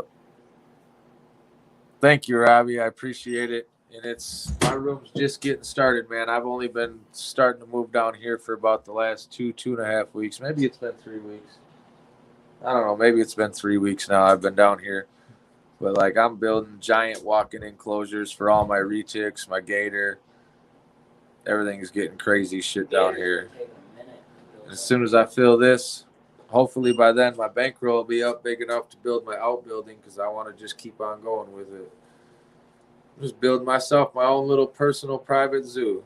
Mm-hmm. I mean, I guess I don't know if I should call it private because if anyone, especially like local people, I doubt there's anyone still on here that's local. They know, man. All you got to do is hit me up and I'll gladly let you come over and see all my shit anytime. Yeah. I love it when people come over. I go to like schools and stuff, take shit to schools. I got to take Venom. My daughter's school wants me to do a show every semester there at her school now. But I bring Venomous and everything right to the school. Yeah. I don't pull any Venomous out or nothing, but it's a good time. Mm-hmm. I like when people come see my shit. The only reason I would understand, like, generally when people come over to see my shit, though, I usually end up putting them to work. It's always something to do. I feel blessed to not have been put to work then. Right? Yeah, but you ain't been here yet. I'm here, though. No, I mean like here. I'll get you up to Wisconsin one of these days. Hey, man. It'll buff out. I'll go. I'll party. I'm coming to Florida, man, and I ain't joking. I want to go do some crazy exotic hunts. I want to hunt those little midget deer. Sika? Is that no, key deer. Yeah, key deer. Yeah. With like a blow or something. If you're the type of person to pay for a good hunt and a good experience, I got a link to send you, and that's my uncle. Yeah, send me the link. Yeah, me and my kid Justice, we're going to Colorado elk hunting this fall. Yeah, that's gonna be a blast. Yeah, I'm just trying to do some different hunts, man. I've been hunting whitetails in Wisconsin my whole life. Like, I just want to try. I mean, we're gonna put you on what you pay for, so. Right? So you know, I mean, you ain't gonna walk around aimlessly in the woods. Right. Oh yeah, for sure. So, yeah. I'm just saying, like, I'm excited. Just me and the boy were like, dude, we've been doing nothing but deer hunting and small game hunting our whole lives. We want to go try some other shit. So yeah, I mean, on average, let's put it like this: like I've grown up for a short time where everybody was like, man, I had a spike, I shot a spike, or I shot a 6-point, and then my first yearling I ever met was a 10-12 point. I just had to wait for that body to grow in. I mean, they're huge, right? You feed them right, you AI them, you artificially inseminate them, and you create some big beauties. I mean, oh yeah, for sure. Just like the ball python game. Yep. Yeah. Oh yeah, 100%. Did I follow some of them fucking deer farms that like man, they be having some crazy fucking deer, man. They do. Blow your fucking mind deer. Yeah, we got shit from like fucking Africa, bro. It's not gonna be Florida exotic, right? Hell yeah! I'm supposed to go to Texas with Lone Star and hunt axis deer this year too. There you go. Those are pretty sweet. Those are African. What's all over there that they hunt over there? We got all they have all kinds of shit, man. I can't name them all off. I mean, send me the link. I'll check them out for sure. Yeah, you check them out. I'll send you the Instagram. Yeah, I'll definitely check them out. Cause I don't know. It's weird when I think of Florida, man. Like I never think about hunting when it comes to Florida. I know there's a lot of it there. It's just not like the first state that comes to people's mind. Well, I mean, naturally, everything of ours is smaller. I mean, right. That's far south. Yeah. So the further north you get, the bigger the wildlife becomes. So what happens is you have guys that sell exotic hunts or sells hunts, period, and they'll take the biggest and best of what you know, right, and they'll times 10 that shit, and it'll look just fucking crazy to you. Hell yeah. Yeah. So it's a big gene game. You know, just like people who breed, you know, race horses and shit like that. They buy the sperm, the AI, the prettiest doe or female they got. And race horses is like a crazy like world. Yeah. Like I watched a documentary on that shit a while ago. They were it was about this dude that all the like big horse breeders and stuff, they would pay him to come murder their horses for like insurance claims and shit, because he had a way of doing it to where the insurance couldn't tell that he killed them. It was like a big scheme. Like there was millions and millions of dollars of fraudulent insurance over these horses and shit. It was nuts. Yeah. But other than that, yeah. I like hunting. I like anything to do with the outdoors, man. Yeah. Taking my 8-year-old, I got for Christmas, he got a chartered salmon fishing trip on Lake Michigan. There you go. He's hardcore into fishing, and I was like, all right, bro, you want to catch a big fish? I'll set you up on a trip to go, because my buddy that breeds crested geckos runs a charter on Lake Michigan. So I hit him up, and I was like, bro, well, my kid's a fucking hardcore fisher. I think I want to get him one of them charters. What's up? So we're going there in end of May, I think. That'd be a blast. I can't wait to see my 8-year-old lock onto like a 25-pound fucking king salmon. It's gonna be fucking hilarious. You spin out there spinning rods? I'm not sure what he uses. I would assume so. Yeah, generally the charters run a combination of reels on the. They probably run whatever amount of legal poles they can. And one thing I've never done, but I'd love to do, is actually go ocean fishing, man. Offshore? Yeah. I've never done that. I live in Florida. Yeah. Do you know FL Chameleons? No. They're like a huge panther breeding company that's from Florida. They're called FL Chameleons. I can't remember his name, but the guy I originally started working for before I started on my own was like best friends with them. And he would send us videos of him out in a fucking self-propelled kayak catching fucking bull sharks. Oh, damn. In a kayak. Yeah. I like, hell yes. Like, at first I watched absolutely, dude. I was like, dude, I'm down for that. It's crazy. Like, growing up in Florida has been like such a blessing, dude. Like, because I'll be out there in like my 15-foot American Eagle canoe, and I'll be off like the coast, and I'll see an alligator or something, and then I'll go out a little further, and then there's sharks. I'm like, oh my God, dude, like everything's out here. It's crazy. Oh, Florida's cool. I stayed in Miami for a while when I was younger, and Crystal Beach, and we had went, it gets deep, and was like a sandbar out there like a ways. I don't know. It was weird. We had to swim for a little while until we got to the sandbar. It was like a locals hangout spot. And we're all out there, drinking beer, whatever, having a good time. And I seen this fucking shark, and I'm freaking the fuck out. I was had no fucking clue. And they're making fun of me and shit. Nah, man, you ain't got to worry about that shark. He ain't going to bother you, this, that, and the next thing. And then later in the day, there was these fucking barracudas swimming around. That freaked them out. They were like, yeah, no, we got to watch out for them motherfuckers. He was like, just keep an eye on them, and if they turn red, we need to dip. Yeah. Oh, damn.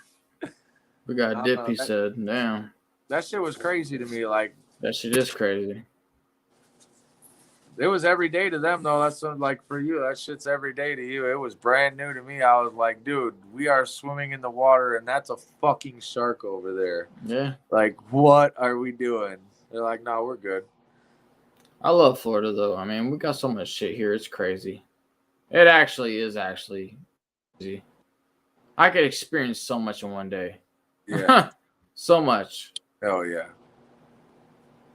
Brad, Fish Lake, Michigan. Dude, Lake Michigan's awesome, man. I've never been like out on the big, like on a charter before, but I've done like I fished off the shore for salmon before a bunch of times. It's a good time.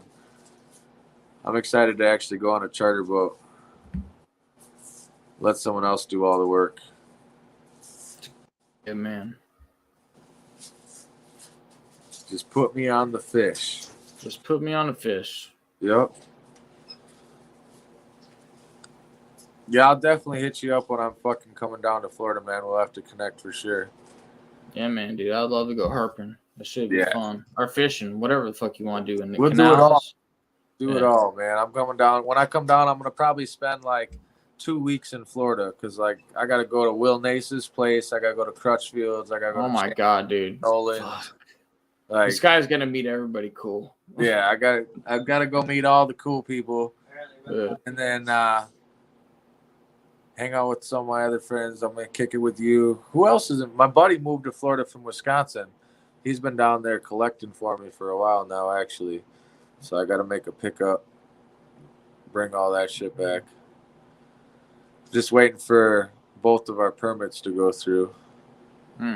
Which for the, what is it? Class C some shit permit, it's not that big of a deal. For what? It's a collection permit. To be able to like collect and remove from the state. Oh, from our state. Okay. Yeah. Yep. Yeah. It was like a class 3 or something like that. Yeah, I think class it's like 3. The biggest one. Some shit like that. Yeah. But it's actually not really a super hard permit to fucking get. You just got to fill all it out right. I used to have it before when I used to vend Daytona all the time. But, you know, I don't even think I've been to Florida in probably 8 years. It's been way too long. Other than the bullshit laws that pass here and there, I mean, regardless, I mean, anybody that would step out into their front yard on any given day and have access to a vehicle, Florida has a lot to offer. Like, the wildlife is crazy. It's insane. It is insane. People are like, I'd never move to Florida. I was like, well, what you would trade for buying versus visiting in a 30-minute walk is a big difference. Like, you could experience so much on your own versus buying. And we do need to fight for our rights. Right. And that would make Florida and the rest of the country so much better. But I mean, the experience is fucking crazy. Yeah. There's so much shit out here. WC has been cracking down hard and passing all these new laws, and it sucks. But in the same sense, you low-key can't really blame them. I mean, there's a lot of shit out here, dude. Like, it's insane. It's insane. Yeah. A lot of people don't get that. Their hands are tied. Yeah. I mean, you have to show up for work. Everybody does. Yeah. They do. And our wildlife is just fucking bonkers. There's so much shit going on. I mean, everything fucking lives there. You can go find panther chameleons in Florida. You can go find fucking bufo marinus toads. Yeah, dude. The old people from up north live here. The fucking weird-ass animals from over there live here. The weird-ass animals from over there live here. Everything lives here. Everybody comes here. Everybody wants to retire here. Yep. Everything thrives here. Everything. Fuck yeah. And when I used to work for Tom, we used to go there like every couple months collecting down there. And like we could be there for a week and collect and literally fill up our entire inventory. Fucking Tom, dude. Like, he's got so much shit on his fucking property. I see it on his videos. Yeah. Just like naturally hanging out and stuff too. Naturally, yeah. Yep. Well, do you remember a company that used to be in Florida called Burgundy Reptiles? No. So they were like a big importer back in the day. He ended up going to prison because he got busted bringing cocaine in with his Colombian red-tailed boas. Oh, God bless. How did they do that? Yeah. So, damn. But the first time I went to his house, I was 13 years old. I was working for Tom Lossman, the guy I worked for. And he's like, yeah, we're going to go hand pick an order. And I pull up. He's got, his brand new sports car. There's these big fucking Aldabra tortoises in the front. And there's like a wild red iguana back before like they were even popular. Blues didn't even exist yet. Like 6 foot just hanging in his fucking tree. This big old mansion in the jungle. And I was like, right there that day, I was like, yep, I'm going to breed reptiles for the rest of my life. I'm going to be a millionaire. It's just the way it is. I mean, years later, when he got busted with the cocaine and the boas, it all made sense after that. But he's gone now. But that place was fucking awesome, dude. It was literally like I felt like I was driving through the jungle. The road to his house had like watch out for panther signs. You had to drive slower at night and shit. Like, I never seen a road that you had to drive slower at night so you didn't hit a fucking panther. I mean, hey, you wouldn't want to check on that in your wheel well, would you? Right. That's what I'm saying. Hell no. But, no, like, I've been, like, deep into Florida, man. That shit's like nothing nowhere in the United States besides Florida can you get that. Maybe certain parts of California, but you ain't getting the diversity that you are down there. Yeah, Florida's crazy, dude. Everything's out here. Everything lives out here. Oh, dude, everything could live out here. If you go search in the Everglades hard enough, you'll find shit that they don't even realize is out there. Yeah. Because when that big berm facility got crashed into by the hurricane, that's the whole reason the berms are loose out there. Yeah. People don't realize is they were the biggest venomous fucking distributor in the United States at the same place that got hit. Yeah. All of that stuff got turned loose out there. All of their hots, dude, like, I guarantee you, if you spent enough time out there, you'd find yourself like a fucking king cobra or something in the Everglades. Possibly, dude. Everything's out here, dude. It's some fucking wicked shit. Yep. But check out how close I'll be right back real quick. You gonna stay on for a second? Yeah, for a little bit here. All right, man. Be right back. Yeah. Oh no, you're being good. Jimmy's being a good data. Like, I'm literally 6 inches away from him. Definitely in his strike. What was this dude's name? Loki? Loki? Yeah, Loki. That makes sense, actually. It's fitting. That's a super fitting name. I love that name. Iron Dog fucking rocked out a killer name for this dude. Yeah, we've been going 3 hours already. That's crazy. Try to Jimmy back. Yeah, you can probably put Jimmy back. You can let him chill. It don't matter. Yeah. We're gonna hang out for a little bit. It's nuts how calm he is right now. Yeah, he's just loving it. He wants his big enclosure back. Yeah. I do like the name Iron Dog. I really do. Look at that. He's just chilling. Hanging out. Well, I'll tell you, I had to go and fuck with them. There you go. I had to go fuck with them, Justice. Your mom's going to be yelling at you any minute. I'm going to be able to hear her.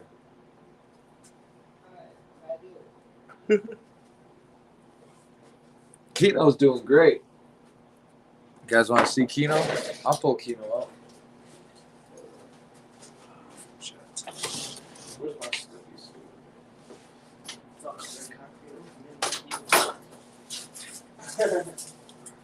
It's all covered in concrete in Jimmy's cage. I got some really good pictures of Keno over there. Did you? Set up in his hide, yeah. Oh, dude, he loves it up in this head. He had that light against him just right.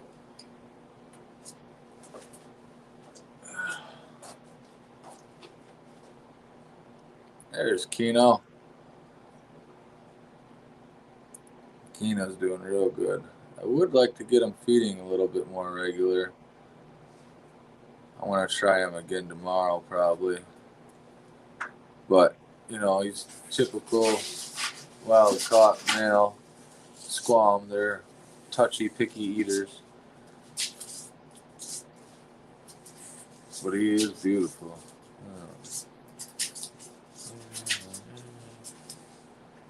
Yeah, he's doing real good, man.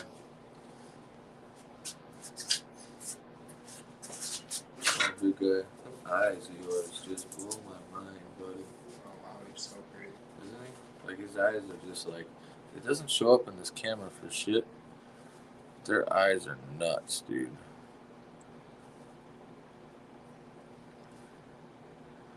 Super He's holding nuts. onto a piece of his bedding in his tail. I know. Like in there, they feel so fucking awesome. Like, I don't like touching them very often because they're so short. And they'll come back on you just like that. I didn't even see all that. I tried to touch his butt and he didn't like it. Kino. Oh, buddy. As a matter of fact, I even got his label up there on there. At my work, they're making one. The big guy. Yeah, Kino's doing great. Like I said, I'd like to get him feeding a little bit more regular. No problem, Brad. No problem. I don't have a problem pulling out just about anything most of the time. Big Cobra. Oh, their tails are so close, man. This is just crazy. Like, I gotta show you guys this again. Hold up.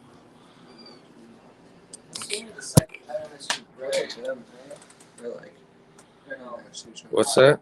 No. Copperheads. I'm out of your way, but you should get up. You're okay. I'm just switching the camera quick. I'm gonna show them this, man. For anyone that wasn't here earlier and missed this, I got Cobras over here trying to frick. Big old Cobras. He's been courting her, rubbing her down all day. About to have him some love. It's a love shack.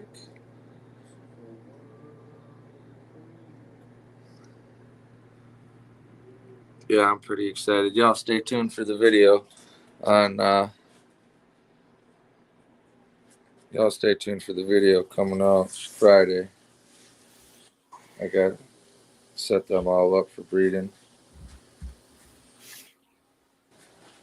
Okay, gotta put it back up here because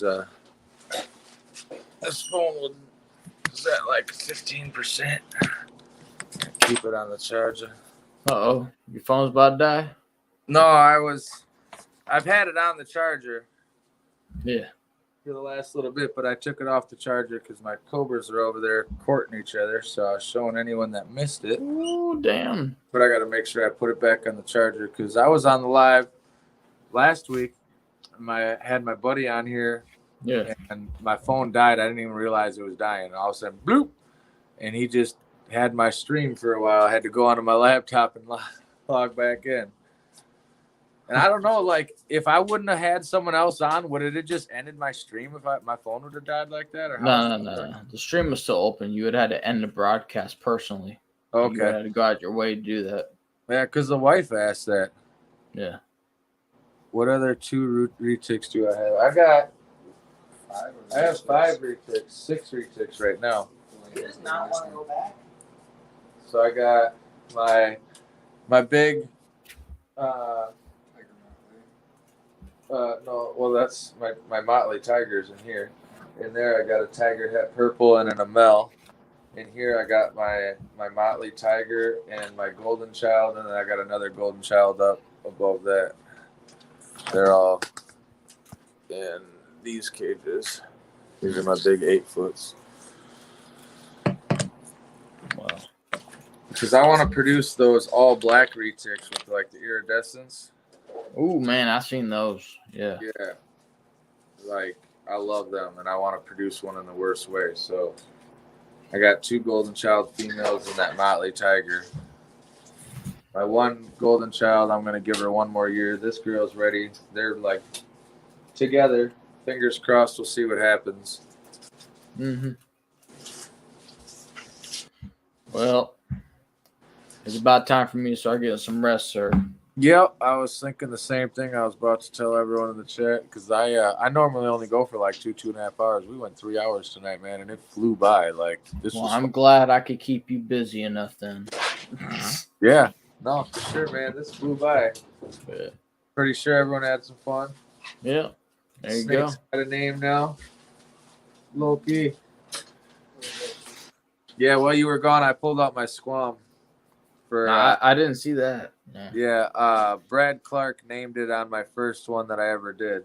You want to know how it was doing? Brad Clark, yeah. Yeah. So, all right, man. Yes, everyone, everyone in the chat, we're gonna go ahead and call her a night. Let this man get some sleep. Let's get back to them lives. Yep. I will see you guys. I don't know if I'm gonna start my Saturday live this Saturday or the following Saturday. I'll make up my mind. If I'm going to do it this Saturday, y'all will see the notification. I'll have it set up in plenty of time. You just gotta have to. You're just gonna have to demand Brother D on the live with you. You know, right? I mean, you're sponsoring him, so you gotta be able to. Right. Hell yeah. So if not, if I don't do one Saturday, I'll see everyone Wednesday night at 10 o'clock. There you go. See you guys. Doses.